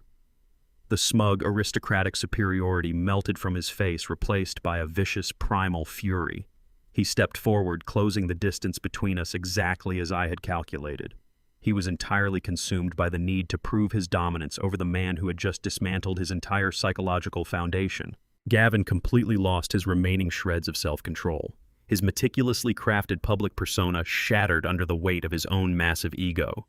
He screamed that I was an obsolete relic who understood absolutely nothing about modern power. He bragged loudly and aggressively, boasting about his supreme cunning. He wanted me to know exactly how easily he had outsmarted my brilliant daughter. He detailed the agonizing 6-month timeline, explaining how he systematically laced Kendra morning matcha tea with microscopic, untraceable doses of heavy metal arsenic. He gloated about watching her physical deterioration, describing how he held her hand and played the devastated husband while actively administering the poison that was shutting down her internal organs. He did not stop at the attempted murder. Driven by a maniacal need to demonstrate his absolute superiority, he loudly confessed to bribing the hospital administration. He proudly detailed the massive offshore wire transfers he routed to the chief of medicine to ensure toxicology reports were permanently delayed and the ultimate cause of death would be officially ruled as rapid onset organ failure. He paced the floor above me, throwing his arms wide, presenting himself as a brilliant criminal architect who had manipulated the entire judicial and medical system without leaving a single fingerprint. He declared himself the undisputed victor of a war nobody else even knew was happening. He was entirely unaware that the microscopic military-grade transmitter sewn seamlessly into the top button of my collar was actively broadcasting his entire unhinged confession. Every single boast, every specific detail regarding the arsenic, and every name he dropped regarding the hospital bribes was currently streaming live to an encrypted server monitored directly by Valerie and the Federal Strike Force. He was enthusiastically weaving his own airtight federal indictment. The adrenaline-fueled high of his confession suddenly gave way to a cold, lethal pragmatism. Gavin stopped pacing the marble floor and looked down at me with hollow, dead eyes. The furious ranting ceased abruptly. He reached inside the tailored breast pocket of his designer suit jacket and withdrew a compact black pistol fitted with a heavy cylindrical suppressor. The metallic click of the safety disengaging echoed sharply in the quiet, acoustic space of the bank vault antechamber. He leveled the weapon directly at the center of my forehead. He stated that the time for talking was officially over. He informed me that my body would be found surrounded by the shattered remnants of the cartel laptop, framing my death as a violent underworld dispute gone wrong. He meticulously outlined his immediate agenda. He would step over my corpse, walk straight back out to the main banking floor, and give another tearful performance to the local authorities about how a deranged cartel enforcer had executed his father-in-law. He promised to shed fake tears for the news cameras while secretly finalizing the corporate takeover of Kendra Software Empire. He tightened his grip on the textured polymer handle, aligning the iron sights flawlessly with my skull. He told me to say hello to my daughter because he was dispatching his cleaner to finish her off the moment he left this building. I remained perfectly still on the ground, keeping my hands flat against the cold stone. I did not attempt to negotiate, plead for my life, or brace for the fatal impact. I stared straight down the dark tunnel of the suppressed barrel, holding his gaze with absolute unwavering calm. I was not waiting to die. I was simply waiting for the clock to run out. The heavy reinforced glass windows of the executive banking suite imploded with a deafening, catastrophic roar. A specialized tactical vehicle rammed directly through the exterior masonry, sending thousands of jagged glass shards and pulverized brick raining across the polished marble floor. Gavin flinched violently, instinctively lowering his suppressed pistol and spinning toward the explosive breach. The heavy dust cloud parted instantly as a dozen heavily armed cartel mercenaries swarmed into the room. These were the exact same ruthless enforcers who had kicked down my front door 24 hours ago, demanding their missing $3 million. They poured through the shattered structural opening with their assault rifles raised and laser sights tracking actively through the lingering smoke. The lead enforcer stepped over the ruined window frame, his eyes burning with predatory intent. He did not look at me lying on the floor. He locked his sights entirely on Gavin Croft. The slick executive froze in sheer, absolute terror, realizing instantly that the nightmare he unleashed had just breached his supposedly impenetrable sanctuary. He had spent months trying to frame me for his massive offshore thefts, but the syndicate did not deal in legal technicalities or public relations campaigns. 10 minutes before I walked into the bank vault, I used my burner phone to transmit Gavin exact unencrypted global positioning coordinates directly to the syndicate lead enforcer. I provided them the undisputed architect of their missing capital, wrapped in a tailored suit. The mercenary raised his heavy rifle and barked a harsh command in Spanish. The entire strike team advanced simultaneously, cutting off every single avenue of escape. Gavin dropped his silenced pistol, the weapon clattering uselessly against the stone. The hunter had officially become the prey, and there were absolutely no firewalls left to protect him. Two of Gavin's personal security contractors charged through the splintered mahogany doors with their weapons drawn.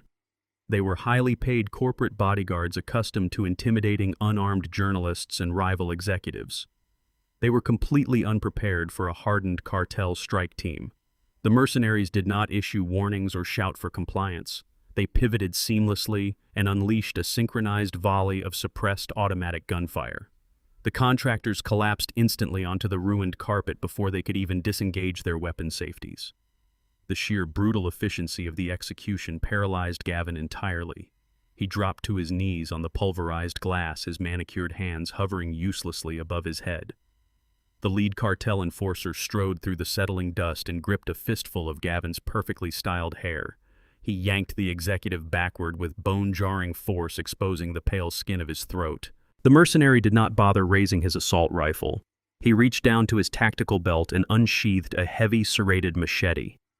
The polished steel caught the flickering overhead emergency lights. He pressed the cold, razor-sharp edge directly against Gavin's carotid artery, drawing a thin line of bright red blood. Gavin let out a pathetic, high-pitched whimper, begging for his life in a trembling voice. All his sophisticated arrogance evaporated in the face of raw, unfiltered underworld violence. The enforcer locked eyes with me silently, asking if I had any objections to a summary execution. I wiped the blood from my chin and slowly stood up from the debris. I could have let the mercenary slice Gavin's throat right there on the marble floor. It would have been the easiest solution to my family's nightmare. But a dead man could not stand trial in a federal courthouse, and a corpse could not publicly exonerate my daughter. I took a deliberate step forward, planting myself directly between the cartel enforcer and his cowering target. I commanded the mercenary to lower the blade. I stated clearly that Gavin's death at this exact moment would only trigger a massive international investigation, freezing the very assets the syndicate was trying to recover. The enforcer tightened his grip on the machete, his eyes narrowing with lethal impatience. He reminded me that Gavin had just destroyed the encrypted hardware containing their missing $3 million, and blood was the only acceptable currency remaining. I did not argue the mathematics of cartel justice. I reached over to the heavy canvas duffel bag Valerie had carried into the building and dropped it onto the floor between us. I unzipped the main compartment and kicked the bag forward. Bundles of tightly bound, non-sequential $100 bills spilled out onto the shattered glass. It was exactly $2 million in untraceable physical currency. I had spent the last 15 years quietly liquidating my high-risk operational bounties into untraceable cash reserves, hiding them in off-grid safety deposit boxes precisely for a catastrophic emergency. I told the enforcer that carrying $2 million in clean liquid capital out the door right now was infinitely more profitable than triggering a global manhunt over a dead corporate thief. I wagered everything on the syndicate's absolute pragmatism. I knew the cartel leadership valued immediate liquidity over messy public assassinations in a major European financial hub. I maintained a steady, unwavering gaze, offering the enforcer a clean, highly lucrative exit. He stared at the mountain of cash running the risk-reward calculation in his head. The sirens of the local police began to wail faintly in the distance, echoing across the city. The tactical window for escape was closing rapidly. The lead enforcer lowered the machete and shoved Gavin face first into the debris. He barked a sharp command to his team. The mercenaries instantly holstered their weapons, hoisted the heavy duffel bag, and vanished back through the shattered window frame with the same ghostly precision they had entered. The tactical assault vehicle reversed aggressively out of the plaza, blending seamlessly into the chaotic European traffic long before the first squad cars arrived. I stood alone in the ruined executive suite with Gavin Croft whimpering on the floor at my feet. He was bleeding from the shallow cut on his neck, his designer suit torn and covered in masonry dust. The invincible tech visionary was reduced to a broken, pathetic shell. I pulled my burner phone from my jacket pocket and calmly dialed the emergency dispatch for Interpol and the local Geneva authorities. I identified myself using my federal anti-money laundering credentials. I reported an active international fugitive tied to a massive corporate embezzlement scheme and a cartel-related shootout. I provided Gavin's exact physical description and informed the dispatcher that he was currently attempting to flee the jurisdiction. I disconnected the line and looked down at the man who had tried to murder my daughter. He stared up at me with eyes full of venomous hatred, his chest heaving as he gasped for air. I told him he was finally going to experience the brutal reality of the justice system he had manipulated for so long. I informed him that the FBI strike force in Chicago had recorded his entire unhinged confession, and federal warrants were already being drafted. I turned my back on him and walked toward the emergency stairwell, leaving him completely exposed and utterly defenseless among the wreckage of his own arrogance. The heavy boots of heavily armed tactical police echoed down the corridor. Dozens of officers flooded the banking suite, sweeping their weapons across the room and screaming for compliance. They found Gavin Croft kneeling in the dust covered in blood and completely unresponsive to their commands. They tackled him to the marble floor, slamming a heavy pair of steel handcuffs around his wrists and dragging him out of the building. I watched the arrest from a secure vantage point across the street, feeling a momentary surge of profound relief. The architect of my family's suffering was finally in custody. Valerie stepped out of the shadows and handed me her encrypted tablet, her expression carved from solid granite. The relief vanished instantly. Gavin had anticipated his eventual arrest and instituted a catastrophic failsafe. His high-priced legal team back in the United States had just triggered a massive pre-recorded press release across every major global news network. The tablet screen displayed a highly polished video of Gavin's lead attorney delivering a sickeningly fabricated narrative. The lawyer claimed that I was an active cartel associate who had orchestrated the violent attack in Geneva. He twisted the entire narrative, stating that I had attempted to murder Gavin to seize control of Kendra's software empire. The press release painted Gavin as the innocent victim of a ruthless international hit ordered by a deranged father-in-law. The broadcast completely omitted the truth about the poisoned tea, the Swiss mistress, and the stolen millions. Gavin had effectively weaponized the media before the FBI could even process the audio confession. Red breaking news banners flashed across the screen, labeling me as the primary suspect in a transnational assassination attempt. The manhunt had not ended with Gavin's arrest. It had just escalated to a global scale.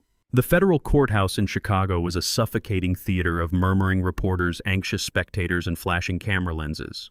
I had voluntarily surrendered to the United States Marshals immediately upon landing at the private airfield, handing over the decrypted audio files holding Gavin's confession and securing my temporary release to testify at this crucial preliminary custody and attempted murder hearing. Gavin sat at the defendant table looking exactly like a tragic broken martyr. His neck and the crown of his head were wrapped in thick, pristine white medical gauze, a highly exaggerated display of the minor machete wound he sustained in the Geneva bank vault. He stared up at the presiding judge with wide, tearful eyes, playing the innocent victim of a ruthless cartel hit orchestrated by his psychotic father-in-law. His lead defense attorney was a ruthless, high-priced corporate litigator who paced the polished hardwood floor like a starved predator. The lawyer immediately launched a vicious, calculated assault against Dr. Thorne. He cornered the chief surgeon on the witness stand, aggressively demanding detailed explanations for the delayed heavy metal arsenic findings. The attorney shouted across the quiet room, explicitly accusing the respected doctor of outright fabricating the entire toxicology report. He spun a wild, theatrical narrative claiming that I had bribed the medical staff to falsify Kendra's records in order to cover up my own violent financial crimes. He slammed a heavy stack of fabricated medical charts onto the wooden railing, demanding Dr. Thorne admit the arsenic poisoning was a medical impossibility. Gavin watched the brutal interrogation with a faint, arrogant smirk playing at the corners of his mouth, fully believing his expensive legal team was successfully blinding the judge with legal smoke and mirrors. The bailiff called my name to the witness stand. I adjusted the cuffs of my tailored charcoal suit, leaving the old, grease-stained mechanic persona behind forever, and walked deliberately across the silent courtroom. I sat down in the heavy wooden chair, placing my hands flat and calm against the armrests, projecting an aura of absolute immovable authority. The defense attorney immediately pivoted away from Dr. Thorne and directed his venomous energy entirely at me. He sneered, looking me up and down as if I were a piece of toxic garbage that had somehow blown into his pristine legal sanctuary. He attempted to tear my character apart piece by piece in front of the packed gallery. He loudly reminded the judge that for 10 long years I had masqueraded as a simple working-class mechanic in a filthy suburban garage. He pointed an accusatory finger directly at my chest, shouting that my entire life was a calculated sociopathic deception. He argued passionately that a man who could seamlessly fake his own identity for a decade was inherently untrustworthy, deeply manipulative, and highly dangerous. He painted me as a shadowy underworld kingpin who had utilized violent cartel connections to eliminate Gavin and seize unhindered control of a billion-dollar technology empire. He presented my ability to track Gavin across the European continent as definitive proof of my criminal nature. He marched right up to the wooden partition separating us, leaning in close to shout his final dramatic accusation. He demanded I admit to the court that I was the violent architect of the Geneva assault.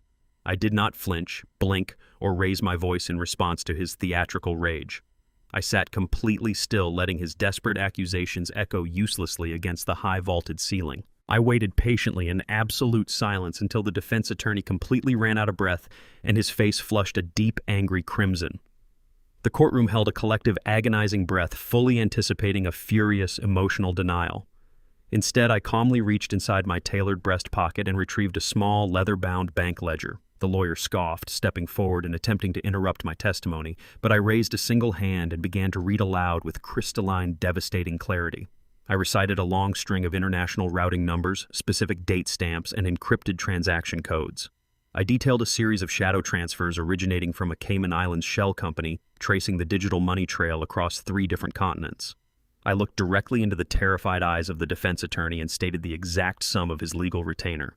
It was a $500,000 wire transfer executed mere hours after Gavin was arrested in the Geneva Plaza. I methodically explained to the furious judge that the origin account for this massive payment was identical to the account currently under active federal investigation for international money laundering. I presented the irrefutable hard-coded proof that the prominent attorney standing before me was actively receiving blood money directly from the very cartel he claimed I was working for. The color drained completely from the lawyer's face, leaving him looking like a polished corpse. He stumbled backward, stammering a weak, incoherent objection that fell flat in the dead silence of the room. I laid bare the entire financial pathway, proving beyond any shadow of a doubt that Gavin was using stolen syndicate funds to finance his fraudulent defense strategy.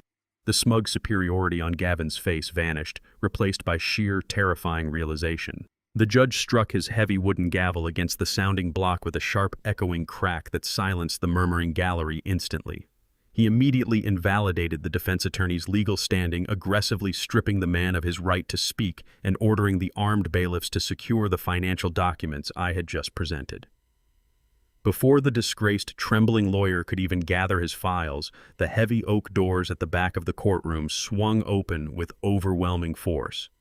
A heavily armed squad of federal agents marched down the center aisle, their golden badges flashing sharply under the bright fluorescent lights. The lead agent bypassed the wooden gate and walked directly to the defendant's table.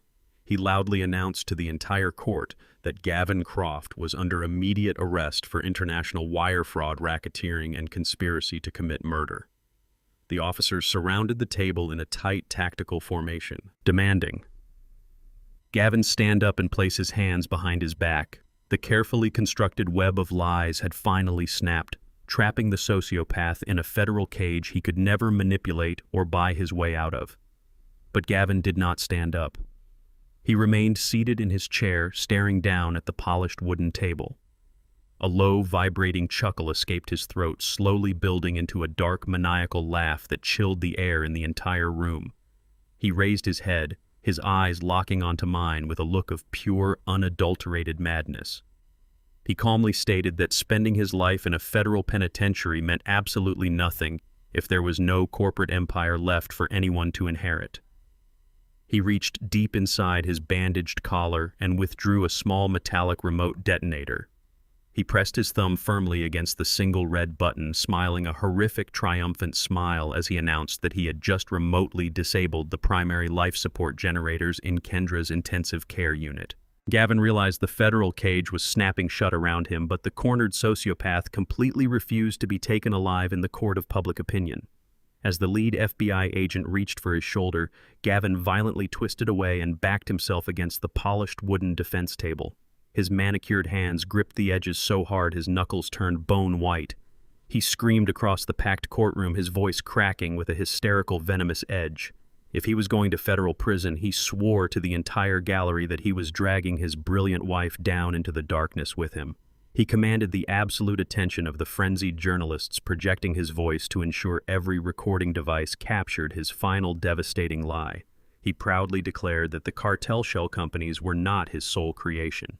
He fabricated a horrifying narrative, claiming that Kendra was fully aware of the syndicate's operations and had explicitly signed off on the logistics for human trafficking networks to boost her corporate profit margins.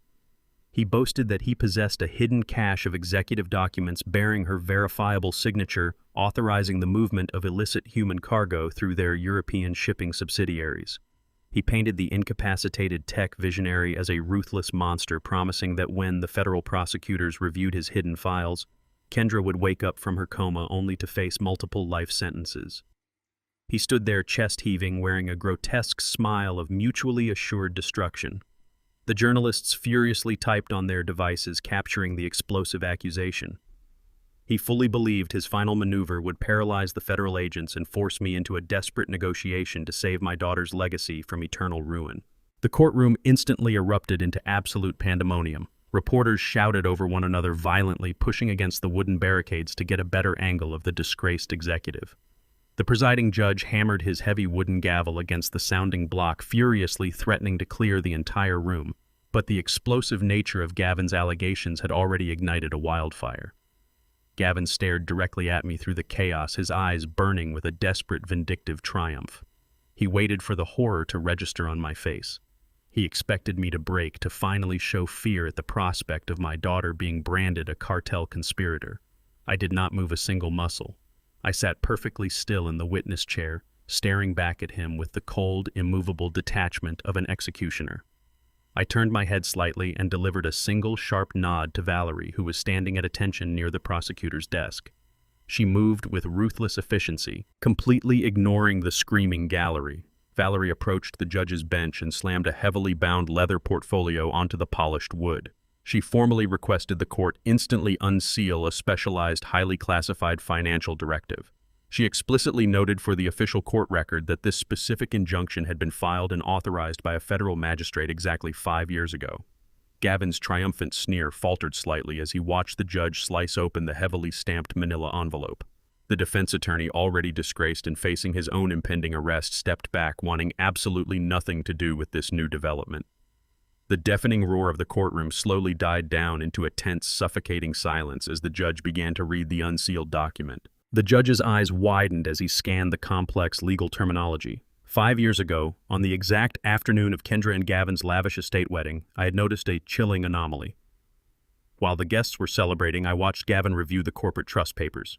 For a fraction of a second, his carefully constructed mask of the devoted groom slipped. I saw a micro-expression of pure, unadulterated greed flash across his eyes as he calculated his sudden proximity to a billion-dollar empire. I did not confront him or ruin my daughter's wedding day. Instead, I weaponized my decades of experience hunting international money launderers. Acting entirely in the shadows, I engineered a highly obscure but legally bulletproof financial loophole. I utilized my federal clearance to quietly file an irrevocable directive that permanently severed Kendra's executive liability from any future offshore entities or shell companies Gavin might attempt to register. She was completely, unconditionally immunized against his financial crimes years before he even made contact with the cartel. The judge looked up from the document and read the unsealed order aloud for the public record. The directive proved that Kendra held absolute zero legal, financial, or operational connection to the European subsidiaries Gavin had used to launder the syndicate's blood money. The irrevocable nature of the filing meant that no federal prosecutor could ever link Kendra to the trafficking logistics, regardless of whatever fabricated documents Gavin attempted to produce.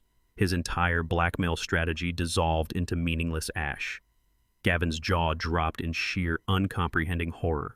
He realized instantly that his ultimate leverage, his threat of mutually assured destruction, had been completely neutralized half a decade before he even initiated his criminal enterprise. The old mechanic he had so arrogantly dismissed had outplayed him on a chessboard he did not even realize he was standing on. To seal the absolute destruction of Gavin's final defense, the federal prosecutor immediately summoned their on-stand forensic handwriting expert to review the supposed evidentiary documents Gavin had submitted to the court. The expert placed the pages under a high-intensity illuminated magnifier, cross-referencing the ink pressure and stroke velocity against Kendra's verified executive signature. The analysis lasted less than 60 seconds. The expert turned to the judge and stated with absolute unwavering professional certainty that every single signature Gavin had produced was a crude, desperate forgery. The ink composition did not match, and the stroke patterns were blatantly artificial. The final pillar of Gavin's fabricated reality completely collapsed. The sheer gravity of his failure crushed him physically. His knees buckled and he collapsed onto the hardwood floor, letting out a hollow, defeated gasp as his mind finally shattered under the guarantee of a life sentence in a federal penitentiary. The heavy steel cuffs ratcheted around his wrists with a loud final click as the federal agents hauled his dead weight up from the ground. I exhaled a slow, steady breath, believing the war had finally ended. But the moment the agents dragged Gavin toward the rear exit, the heavy wooden doors swung open once more. Gavin's aristocratic, extraordinarily wealthy parents stood up from the front row of the gallery, their faces carved from cold, indignant marble. Ignoring their disgraced son entirely, they marched directly to the judge's bench. They slammed an emergency injunction onto the wood, filing a high-priority petition for the full, permanent, and sole custody of my grandchildren. They weaponized Kendra's comatose state and loudly cited my recent involvement in a violent international cartel shootout as absolute proof that I was an unfit, lethal danger to the children. The trap had just reset. The heavy oak doors of the courtroom had barely swung shut behind Gavin when his parents launched their synchronized offensive. Arthur and Penelope Croft glided toward the plaintiff's table, radiating generations of inherited wealth and aristocratic entitlement. They moved with a practiced, terrifying calm, treating the federal courtroom as if it were an exclusive country club boardroom. When Arthur took the witness stand, he buttoned his bespoke, tailored suit and looked down at me with absolute, unfiltered disdain. He immediately painted a horrific, highly prejudiced picture of the environment I provided for my grandchildren. He aggressively weaponized the recent cartel shootout in Geneva, twisting the facts to present me as a violent underworld magnate who inherently endangered the lives of innocent children. He spoke eloquently about the prestigious boarding schools, the private equestrian estates, and the flawless, sheltered upbringing his family could guarantee. Penelope sat perfectly upright in the gallery, shedding a single highly practiced tear for the cameras, playing the role of the devastated, loving grandmother forced to rescue her lineage from a deranged blue-collar mechanic. Arthur boldly claimed to the presiding judge that a man who spent his life covered in engine grease and dodging international syndicates was fundamentally incapable of raising the heirs to a billion-dollar technology empire. He weaponized class wealth and societal prejudice with devastating precision, actively erasing his son's monumental crimes by redirecting the court's entire focus onto my supposed brutality. The gallery murmured in agreement, easily swayed by the Crofts' polished veneer of cultured superiority. They demanded immediate emergency custody, arguing that every second the children spent under my supervision was a profound psychological trauma. The Croft family attorney stepped forward, clearly energized by Arthur's flawless performance on the stand. He turned his attention directly to me, launching a rapid-fire sequence of aggressive leading questions designed to trigger a volatile reaction. He shouted across the aisle, demanding I justify the violence that seemed to follow me across the globe. He wanted me to lose my temper, to shout back, to physically demonstrate the exact unstable aggression Arthur had just described to the judge. I completely refused to engage in his desperate yelling match. I sat back in the heavy wooden witness chair, resting my hands comfortably on my lap, and let the lawyer exhaust his fabricated outrage. My absolute silence unnerved him, causing his rapid cadence to falter. When he finally stopped speaking, I turned my attention away from the sweating attorney and looked directly at the presiding judge. I stated in a calm, flat tone that wealth and aristocratic posturing were exceptionally effective at masking pure greed. I motioned subtly to Valerie, who had already bypassed the courtroom's standard digital security firewalls. I formally requested the court admit one final piece of digital evidence into the permanent record. The defense fiercely objected, citing procedural timelines, but the judge overruled them instantly, his curiosity piqued by the catastrophic collapse of Gavin's earlier defense. Valerie stepped up to the primary audio terminal. On the very first night Kendra was admitted to the intensive care unit, I had anticipated that Gavin's wealthy parents would utilize the private hospital waiting room to strategize. I had immediately hacked the VIP ward's closed-circuit surveillance grid, ensuring I captured every whispered conversation occurring behind those closed doors. I gave Valerie a sharp nod, and she bypassed the physical cables, wirelessly pairing her encrypted tablet directly to the courtroom's surround sound speakers. The crisp, undeniable audio of the hospital surveillance recording instantly flooded the cavernous courtroom. Arthur and Penelope Croft's voices echoed through the speakers, stripped of all their cultured elegance and dripping with predatory calculation. The recording captured their hushed, frantic conversation from the night Kendra was dying from arsenic poisoning. The gallery sat in stunned, breathless silence as Penelope coldly articulated the financial necessity of pulling Kendra's life support. She argued ruthlessly that keeping my daughter alive on machines would drain the corporate capital and delay the immediate transfer of the company's shares. Arthur's recorded voice chimed in, agreeing with chilling enthusiasm. He explicitly stated that they needed to secure the massive multi-million-dollar life insurance payouts before the corporate board could initiate an internal audit. They callously discussed Kendra's impending death, not as a family tragedy, but as a highly lucrative acquisition strategy. They laughed quietly on the tape, mocking their daughter-in-law's background and praising Gavin for finally securing their ultimate financial independence. The pristine, aristocratic facade they had spent decades building shattered into a million irreparable pieces in front of the entire federal court. The journalists in the gallery scrambled to transcribe every venomous word. Arthur physically recoiled in the witness stand, his face draining of all color, as the undeniable proof of his monstrous greed played for the world to hear. Penelope covered her face with her expensive silk scarf, letting out a sharp gasp of sheer panic. They had presented themselves as the loving, stable saviors of my grandchildren, but the audio proved they were nothing more than parasitic vultures waiting eagerly to feast on the corpse of a brilliant woman. The presiding judge struck his gavel with a force that echoed like a gunshot, his face flushed with profound disgust. He completely bypassed standard custody deliberation protocols. He looked directly at Arthur Croft and delivered his ruling with blistering contempt. He systematically stripped the Croft family of all current and future visitation rights, banning them indefinitely from ever making contact with my grandchildren. He declared their emergency custody petition fundamentally fraudulent and legally permanently sealed. The legal war that had raged across continents and courtrooms was officially over. I was granted absolute, uncontested custody of the children. Federal marshals immediately flanked the plaintiff's table, forcefully escorting the disgraced, stammering Crofts out of the courtroom through a side exit, shielding them from the frenzied media mob waiting in the hallways. I stood up from the witness stand, adjusting my jacket, finally feeling the crushing weight of the past month begin to lift from my shoulders. I walked down the center aisle, ignoring the blinding flashes of the press cameras. As I pushed through the heavy oak doors into the courthouse lobby, a sharp vibration buzzed against my ribs. I pulled the encrypted burner phone from my pocket and unlocked the screen. A single urgent text message from Dr. Thorne glowed brightly on the display. The message stated that Kendra's vital signs had stabilized, her neurological activity had spiked, and she had just opened her eyes. The second line of the text froze the blood in my veins. Thorne wrote that she possessed absolute crystalline memory of Gavin administering the poison, and she was demanding complete access to the corporate mainframes. Gavin's physical threat was neutralized, but Kendra's psychological war for total vengeance was just beginning. I pushed through the heavy double doors of the intensive care unit, bypassing the armed federal marshals I had personally stationed in the corridor. Dr. Thorne met me at the threshold of room 412, nodding silently before stepping aside to grant me access. I walked into the sterile, brightly lit space. Kendra was sitting up against the elevated mattress. The invasive ventilator tube was finally gone, replaced by a simple nasal cannula delivering a steady flow of oxygen.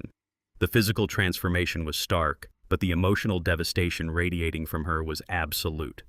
She looked incredibly small, wrapped in standard hospital linens, her hands trembling as she stared at the blank wall opposite her bed. She had recently demanded access to the corporate mainframes, but the adrenaline of her initial awakening had clearly crashed into the crushing reality of her situation. She turned her head slowly as I approached. Her voice was a fragile, raspy whisper ruined by the intubation tube. She told me she knew everything. She knew Gavin had methodically laced her morning matcha with arsenic while smiling at her across the breakfast table. The brilliant technology CEO, the woman who commanded a billion-dollar empire, was reduced to tears of profound humiliation. She wept openly, gripping the thin white blanket. She confessed that she felt entirely worthless. She had built predictive behavioral algorithms for global markets, but completely failed to see the monster sleeping in her own bed. She called herself a naive, arrogant fool who had traded her own life and the safety of her children for a polished, aristocratic lie. She choked on her own tears, entirely consumed by the agonizing betrayal. I stood at the foot of her bed, watching the daughter I had raised shatter into pieces. I did not step forward to offer her a comforting embrace. I did not utter a single empty platitude or whisper that everything would magically be all right. Pity was a useless currency in the war we were currently fighting. I needed the formidable executive back, not the shattered victim. I unzipped the heavy leather portfolio I had carried directly from the federal courthouse. I pulled out the massive 2-inch thick stack of Swiss banking records, cartel wire transfers, and offshore corporate registry deeds. I stepped to the side of her bed and dropped the entire stack of documents squarely onto her lap. The heavy thud of the paper against her legs made her jump. I ordered her to stop crying and start reading. I told her that tears would not protect her children from the syndicate assassins who were still actively tracking the missing capital. I spoke with icy, unwavering authority, forcing her to confront the absolute depth of her husband's treachery. I instructed her to trace the digital pathways of the Cayman Island shell accounts. I made her look at the forged executive signatures Gavin had used to legally tether her name to the international human trafficking logistics. I forced her to examine the exact dates and times Gavin had transferred cartel blood money to his hidden mistress in Geneva. Every document I placed in front of her was a tactical slap to her remaining illusions. I demanded she look at the cold, hard mathematics of her own assassination. She needed to understand the precise mechanics of the trap she had walked into. I watched her trembling fingers trace the highlighted bank routing numbers. Her tear-filled eyes widened as the sheer staggering magnitude of the financial conspiracy finally crystallized in her mind. As Kendra rapidly analyzed the offshore transaction ledgers, her gaze snagged on the origin points of the corporate audits. She flipped the pages with increasing speed, her brilliant analytical mind seamlessly connecting the disparate data points. She stopped abruptly on a specific federal injunction document. She read the authorization signatures tracing the heavily redacted lines back to the source. She looked up from the portfolio, staring directly at my hands and then up to my face. The profound sorrow in her eyes rapidly hardened into a sharp, burning fury. She demanded to know how a retired Southside mechanic possessed ultra-classified federal clearance codes. She held up the asset forfeiture logs, shouting that the operational funds used to dismantle Gavin's European stronghold amounted to millions of dollars in untraceable liquid capital. She realized in a single devastating instant that her entire understanding of my life was a complete fabrication. She realized I was a multimillionaire federal anti-money laundering expert who had spent a decade hiding behind grease-stained coveralls. The betrayal from her husband was agonizing, but my deception ignited a furious, visceral anger. She threw the stack of papers across the hospital bed, accusing me of treating her like an incompetent fool. She screamed that I had allowed her to subsidize my meager mechanic pension while I sat on a hidden fortune. She demanded to know why I had lied to her every single day of her adult life, why I had hidden my true identity, and why I had let her walk blindly into Gavin's trap if I had possessed the power to crush him from the very beginning. Her monitors beeped rapidly, tracking the explosive surge of her heart rate as her anger entirely consumed the sterile room. I absorbed her furious shouting without shifting my posture. I let the medical monitors blare and her accusations fill the confined space. I did not apologize for the grease on my hands or the millions hidden in my off-grid accounts. I waited in absolute silence until her chest heaved and she ran entirely out of breath. I stepped forward, resting both hands on the metal railing at the foot of her bed. I spoke in a low, dangerous tone that commanded absolute attention. I told her I chose the life of a mechanic to protect her from the lethal, unforgiving world of international financial warfare I inhabited. I explicitly reminded her that the moment I warned her about Gavin's parasitic nature years ago, she had banished me from her life and enthusiastically chosen the aristocratic illusion. I laid out the stark, undeniable reality of her current situation. I issued a definitive, non-negotiable ultimatum. She could choose to lie in this hospital bed playing the tragic, deceived victim of two different men and wallow in her self-pity forever.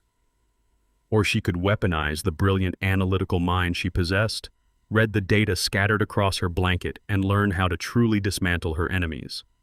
I informed her that Gavin's parents had just filed an emergency federal petition to seize permanent custody of her children backed by limitless corporate resources. I told her that crying over my hidden bank accounts would not stop the Croft family from legally erasing her from her children's lives. I turned away, placing my hand on the heavy door handle. I told her the choice she made in the next 5 minutes would determine if she was actually fit to raise the children I had just bled to protect. The heavy hospital door clicked shut behind me, leaving the ultimatum hanging in the sterile air. Kendra stared at the stack of documents resting on her blanket. Her initial shock morphed into a frantic, desperate need to deflect the blame. She raised her head, her voice cracking as she hurled her resentment across the room. She accused me of parental negligence, shouting that if I truly possessed federal authority, I should have forcibly dismantled Gavin's life before he ever placed a ring on her finger. She demanded to know why I let her walk down the aisle with a cartel launderer. I stepped back to the foot of her bed and cut her off with brutal clinical precision. I refused to let her rewrite history to soothe her bruised ego. I reminded her of the exact conversation we had in my garage 3 months before her wedding. I recounted how I had explicitly warned her about Gavin's heavily leveraged real estate investments and his suspicious European travel logs. I threw her own words back at her, reminding her how she had rolled her eyes, calling my concerns the paranoid delusions of an uneducated mechanic. She had aggressively prioritized Gavin's flashy aesthetic, the private jets, and the country club memberships over my grounded factual warnings. I told her that I could not arrest a man for crimes he had not yet committed, and I could not force a brilliant woman to see the truth when she had voluntarily chosen to wear a blindfold. I stated clearly that stopping the wedding would have only alienated her permanently, pushing her further into Gavin's waiting arms. I made her confront the reality that she had eagerly built the very pedestal her husband used to look down on me. Kendra flinched as the undeniable facts of her past arrogance struck her. I stepped closer, forcing her to maintain eye contact. I delivered the hardest lesson of her life, stating unequivocally that a high corporate valuation and a genius-level intellect do not cure fundamental emotional stupidity. I explained the exact psychology of a predator. Gavin did not target her despite her brilliance. He targeted her precisely because her towering ego made her exceptionally easy to manipulate. I broke down his methodology piece by piece. He had recognized her desperate need to escape her working-class roots and offered her a flawless, aristocratic illusion. He stroked her vanity, applauding her algorithmic genius, while silently slipping financial nooses around her neck. I told her that true power requires absolute situational awareness, a trait she had entirely abandoned the moment she embraced the luxury lifestyle. She had allowed the velvet ropes of high society to soften her instincts. I pointed to the offshore ledgers scattered across her bed, explaining that these fraudulent accounts existed solely because she signed documents without reading them, trusting a man who wore expensive suits simply because he looked the part. I informed her that arrogance is the most dangerous vulnerability in the financial battlefield. It creates a massive blind spot that predators like Gavin exploit with ruthless efficiency. I made her realize that her billion-dollar software empire meant absolutely nothing if she lacked the basic survival instincts to protect it. I refused to soften the blow, ensuring she understood that her victimization was a direct, inescapable consequence of her own willful ignorance.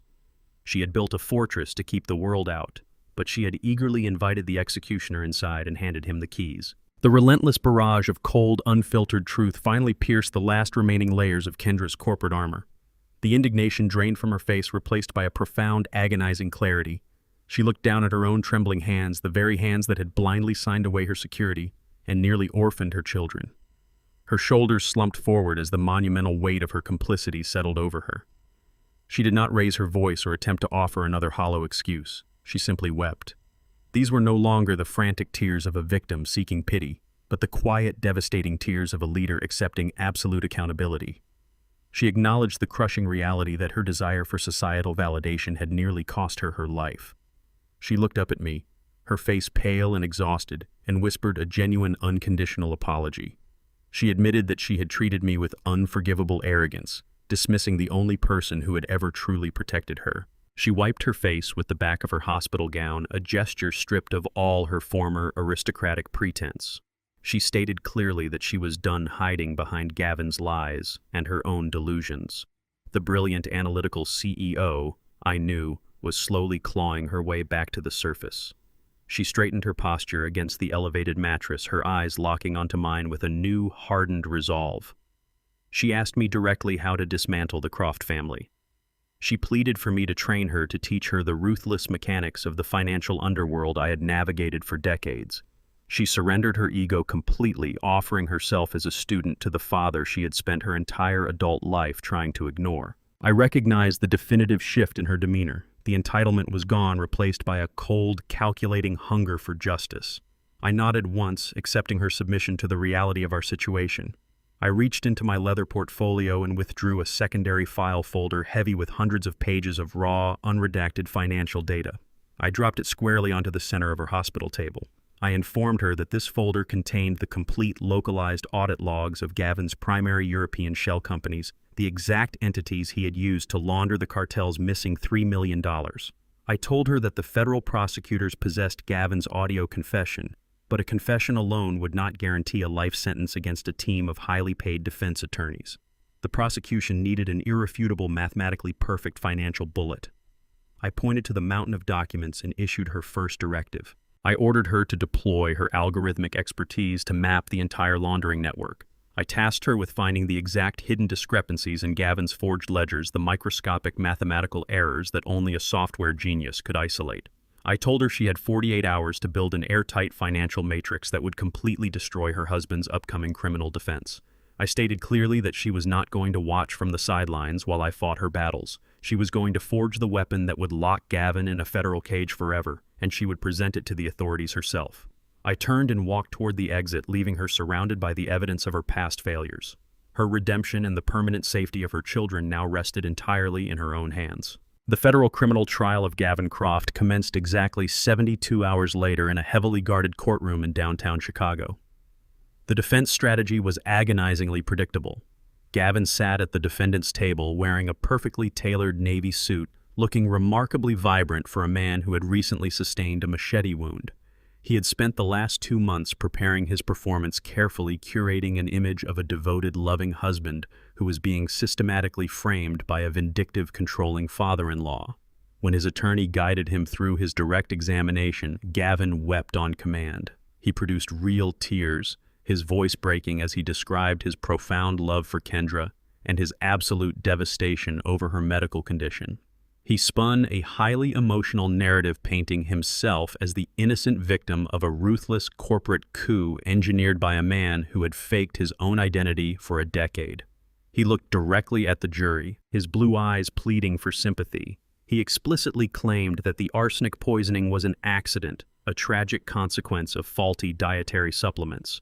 He argued that the entire money laundering accusation was a complex fabrication orchestrated by Tyrell to seize control of the company assets while Kendra was incapacitated. He vehemently denied any knowledge of the human trafficking networks, portraying himself as a dedicated corporate executive whose only crime was trusting the wrong people. His performance was flawless, a masterclass in sociopathic manipulation. He effectively weaponized his charm and his aristocratic upbringing, hoping to sway the jury by playing on their innate biases against a man who spent his life hiding in a greasy garage. The prosecution's rebuttal began when Kendra was called to the witness stand. The courtroom fell entirely silent as she walked down the center aisle. She was no longer the shattered, comatose victim the media had portrayed for months. She wore a sharp, charcoal gray business suit, her posture rigid and uncompromising. She took her seat on the stand and looked directly at Gavin without a trace of emotion. When the prosecutor began his questioning, she did not shed a single tear. She projected the same cold, analytical authority I had utilized during the custody hearing. She did not engage in emotional theatrics or dramatic accusations. She simply opened a thick-bound ledger and began to systematically dissect Gavin's financial matrix piece by piece. She explicitly detailed the algorithmic structure of the European shell companies, explaining complex laundering mechanics with the precision of a seasoned corporate auditor. She traced the digital money trail directly from the syndicate accounts to a highly secure encrypted offshore registry. She did not stop there. She cross-referenced the financial ledgers with Gavin's personal travel logs and private credit card statements. She pinpointed the exact dates and times Gavin had transferred illicit funds to a shadowy pharmaceutical supplier in Eastern Europe.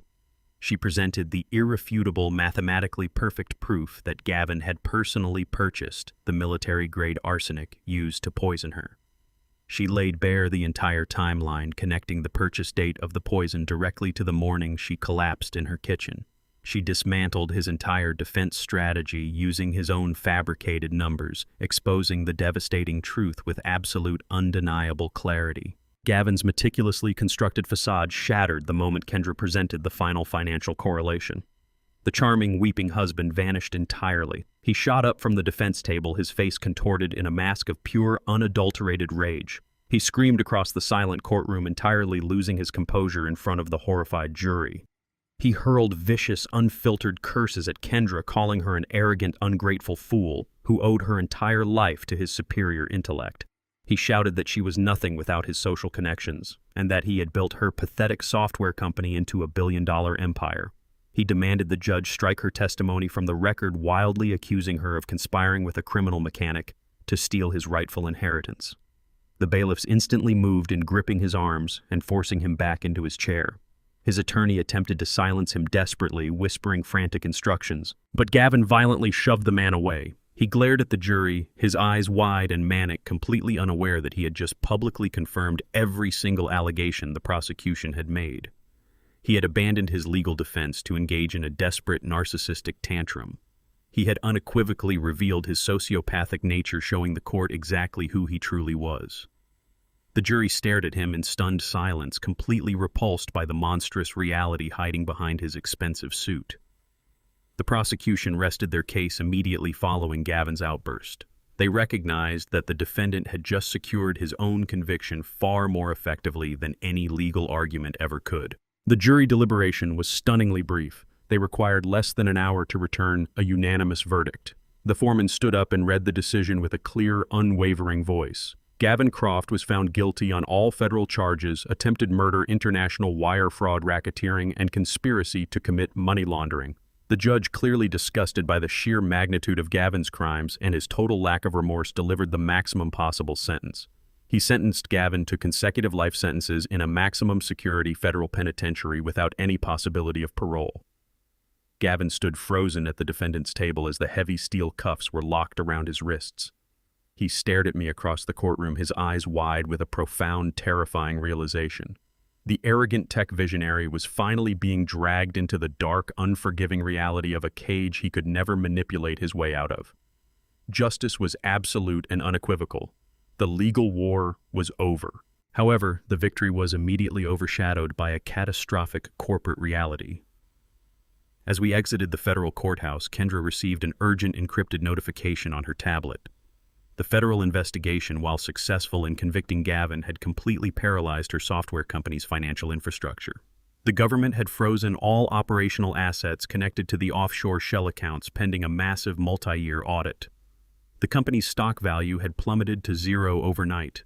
Investors were fleeing, and the board of directors had just filed for emergency bankruptcy protection. Kendra had won her life back, but her entire empire was currently burning to the ground. The euphoria of Gavin's life sentence evaporated before we even cleared the courthouse steps.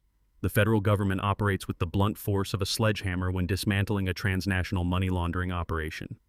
The FBI did not differentiate between Gavin's illicit offshore shell accounts and Kendra's legitimate operational capital. They executed a blanket freeze on every single financial asset tied to the corporate entity pending a comprehensive multi-year forensic audit. The resulting devastation was instantaneous and absolute. Within 24 hours, the company's automated payroll system bounced thousands of direct deposits.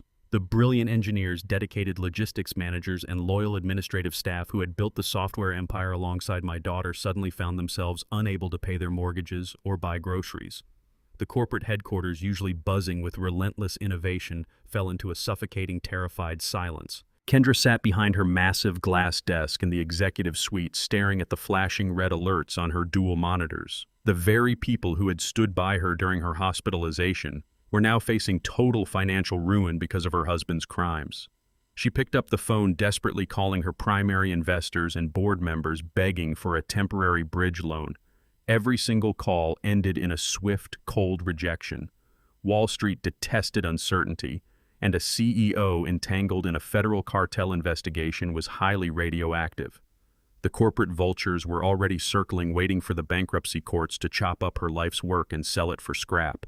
The sheer weight of the impending collapse pressed down on her shoulders. She had survived the arsenic and secured Gavin's imprisonment, only to watch the collateral damage destroy the livelihoods of thousands of innocent families.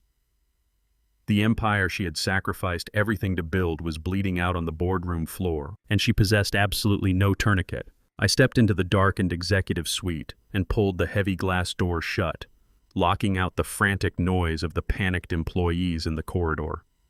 I did not offer Kendra a sympathetic shoulder or a comforting speech about resilience. I walked directly to the secondary terminal on her desk, bypassing the frozen corporate network entirely. I pulled my encrypted burner phone from my jacket and initiated a secure uplink. For 10 years, I had deliberately isolated my anti-money laundering bounties in heavily fortified sovereign trusts across multiple impenetrable jurisdictions. It was clean, untraceable capital, meticulously legally structured to withstand the highest level of federal scrutiny. I systematically began dismantling the firewalls I had spent a decade building. I bypassed the standard American banking protocols, routing direct authorization requests through my old international contacts in Zurich and Singapore. I initiated a sequence of highly complex, entirely legal financial maneuvers, executing a massive capital injection disguised as an anonymous, unencumbered venture grant. The keystrokes were precise and methodical. I was transferring $75 million of my own liquid assets directly into Kendra's secondary payroll accounts, bypassing the FBI's primary freeze by utilizing a dormant subsidiary charter I had registered under her maiden name years ago. The federal agents had locked the front door of her empire, but my deep understanding of the global financial matrix allowed me to quietly kick open the back door. I authorized the final transfer protocol and hit execute. The progress bar flashed across the terminal screen, bridging the desperate gap between total collapse and corporate survival. I stood back from the monitor watching the encrypted funds successfully clear the international routing checkpoints and flood directly into the company's starving operational arteries. The flashing red alerts on Kendra's primary executive monitor suddenly vanished, replaced by a cascading wave of green transaction confirmations. The automated payroll system, starved of capital for 48 hours, instantly recognized the massive influx of clean funds and automatically resumed its scheduled operations. Across the corporate campus, thousands of employee bank accounts received their delayed deposits simultaneously. A collective echoing sigh of profound relief swept through the building, audible even through the soundproof glass of the executive suite. The immediate threat of mass layoffs and cascading bankruptcies was neutralized in a matter of seconds. Kendra stared at the shifting numbers on her screen, completely paralyzed by the sheer magnitude of the financial rescue. She slowly looked up from the glowing monitors, her eyes locking onto my face. The realization of what had just occurred stripped away her final remaining layer of corporate stoicism. She was looking at a man she had dismissed as a simple mechanic, a father she had viewed as an embarrassing relic of her past who had just casually deployed a fortune massive enough to save a billion-dollar enterprise from total extinction. The staggering scope of my silent authority finally registered in her mind. I had not merely protected her from a physical assassin. I had outmaneuvered the United States federal government and Wall Street simultaneously. She stood up from her leather chair, her hands trembling as she braced herself against the desk. She was entirely overwhelmed by a crushing wave of profound gratitude and deep agonizing shame for ever doubting me. She walked around the massive glass desk and closed the distance between us, her defensive posture crumbling completely as she grasped my hand, silently acknowledging the immense power I had wielded in the shadows for decades. Over the next 72 hours, the corporate panic entirely subsided. The massive capital injection stabilized the company's infrastructure, allowing Kendra's legal team the necessary breathing room to begin aggressively contesting the FBI's asset freeze in federal court. I sat alone in the vacant boardroom late Friday evening, methodically reviewing the newly balanced operational ledgers on a secure tablet. The numbers were perfect, but a deeply unsettling realization began to crystallize in my mind. I watched Kendra through the glass partition as she confidently directed her executive team, barking orders and re-establishing her authority. On the surface, she appeared fully restored, a brilliant CEO, commanding her empire once again. But my trained eye caught the microscopic shifts in her behavior. Every time a new financial hurdle arose, her immediate reflex was to glance toward the boardroom, silently seeking my validation and my limitless resources. The horrific truth settled heavy in my chest. By saving her company with my own wealth, I was inadvertently constructing a brand new cage for her.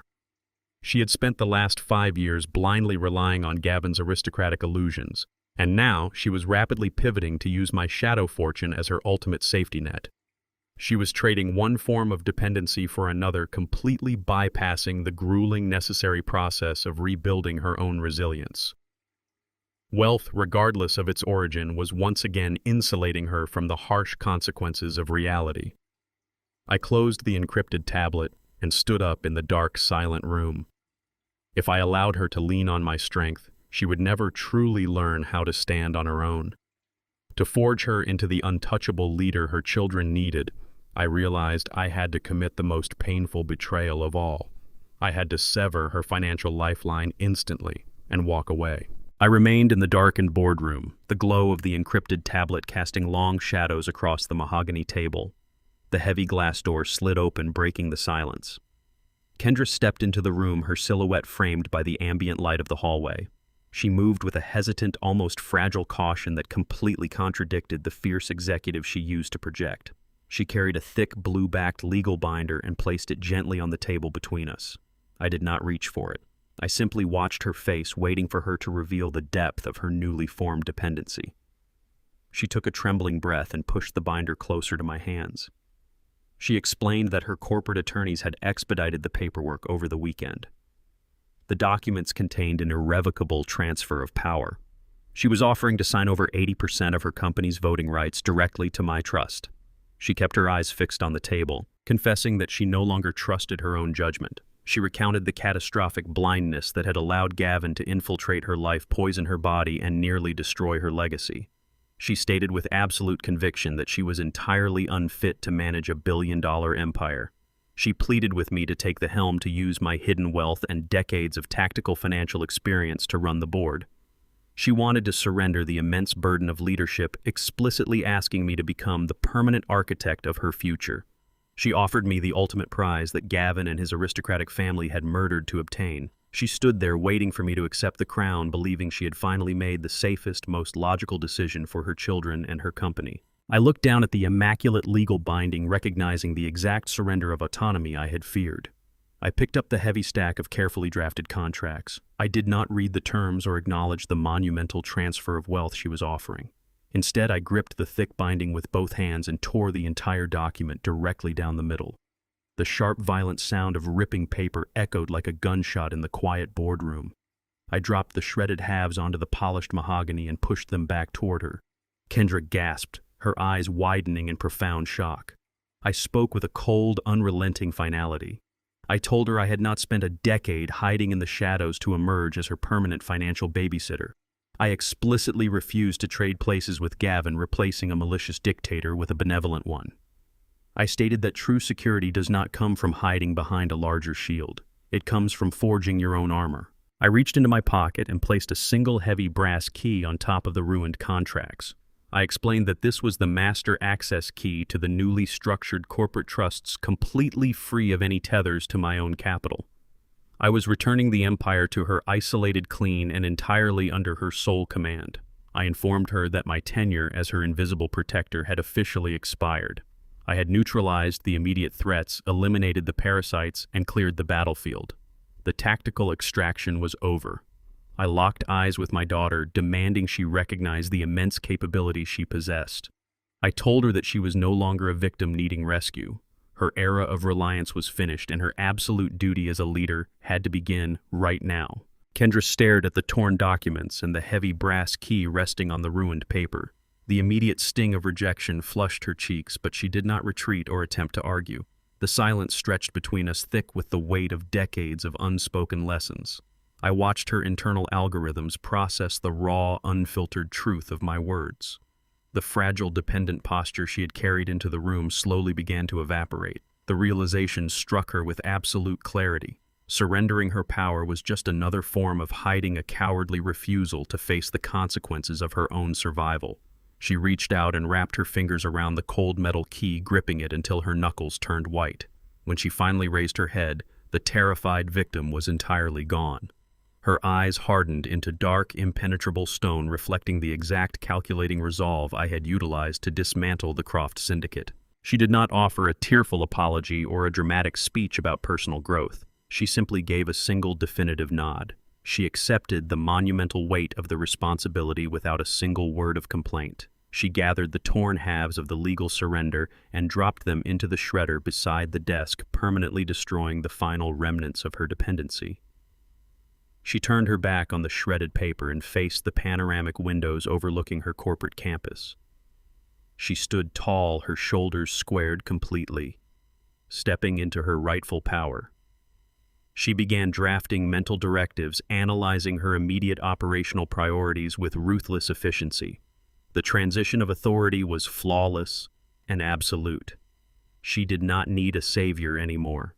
She had become the apex predator of her own empire, fully prepared to defend her children and her legacy against any threat that dared to approach. I walked out of the towering corporate glass headquarters and drove the familiar route back to the south side. I parked my old, faded truck in the driveway of my modest, single-story house. The neighborhood was bathed in the warm, golden light of the late afternoon quiet and entirely undisturbed. I walked up the cracked concrete steps and took my seat on the worn wooden porch chair. The rhythmic creak of the old timber felt profoundly grounding after months spent navigating sterile hospital rooms and hostile federal courts. Across the small fenced-in yard, my grandchildren Tavon and Lila were running through the green grass, their joyous laughter cutting through the quiet suburban air. They chased each other with total unburdened freedom, completely oblivious to the massive international warfare that had been waged to secure their safety. The sprawling cartel operations were fractured and bleeding. Gavin was locked permanently behind steel bars, stripped of his aristocratic illusions and his future. The Croft family's toxic influence was legally and utterly eradicated from our bloodline. The vast, chaotic imbalance that had threatened to consume my family was permanently corrected. I picked up the ceramic mug resting on the small side table. The dark, bitter liquid was still hot. I took a slow, deliberate sip of the black coffee, letting the deep, familiar heat ground me in the present moment. I watched the fading sun cast long shadows over the yard, feeling the profound stillness that only follows a brutal, hard-won victory. The invisible wealth remained securely hidden, the protective barriers were flawlessly rebuilt, and the family order was finally unquestionably restored. I leaned back against the wooden chair and watched my grandchildren play. The silent adjustment was complete. True power is never derived from proximity to another person's strength or wealth. It must be forged independently through the fires of consequence and total accountability. When we insulate those we love from the harsh realities of their own mistakes, we do not protect them. We actively cripple their ability to survive the inevitable storms of life. True parental love sometimes requires stepping back and allowing the safety net to completely vanish. Only when stripped of all external dependencies can a person discover their genuine resilience, build their own impenetrable armor, and rise as the undisputed architect of their destiny. If you found this story compelling, please subscribe to our channel and share your thoughts in the comments below. We would love to hear your perspective on Tyrell's decisions.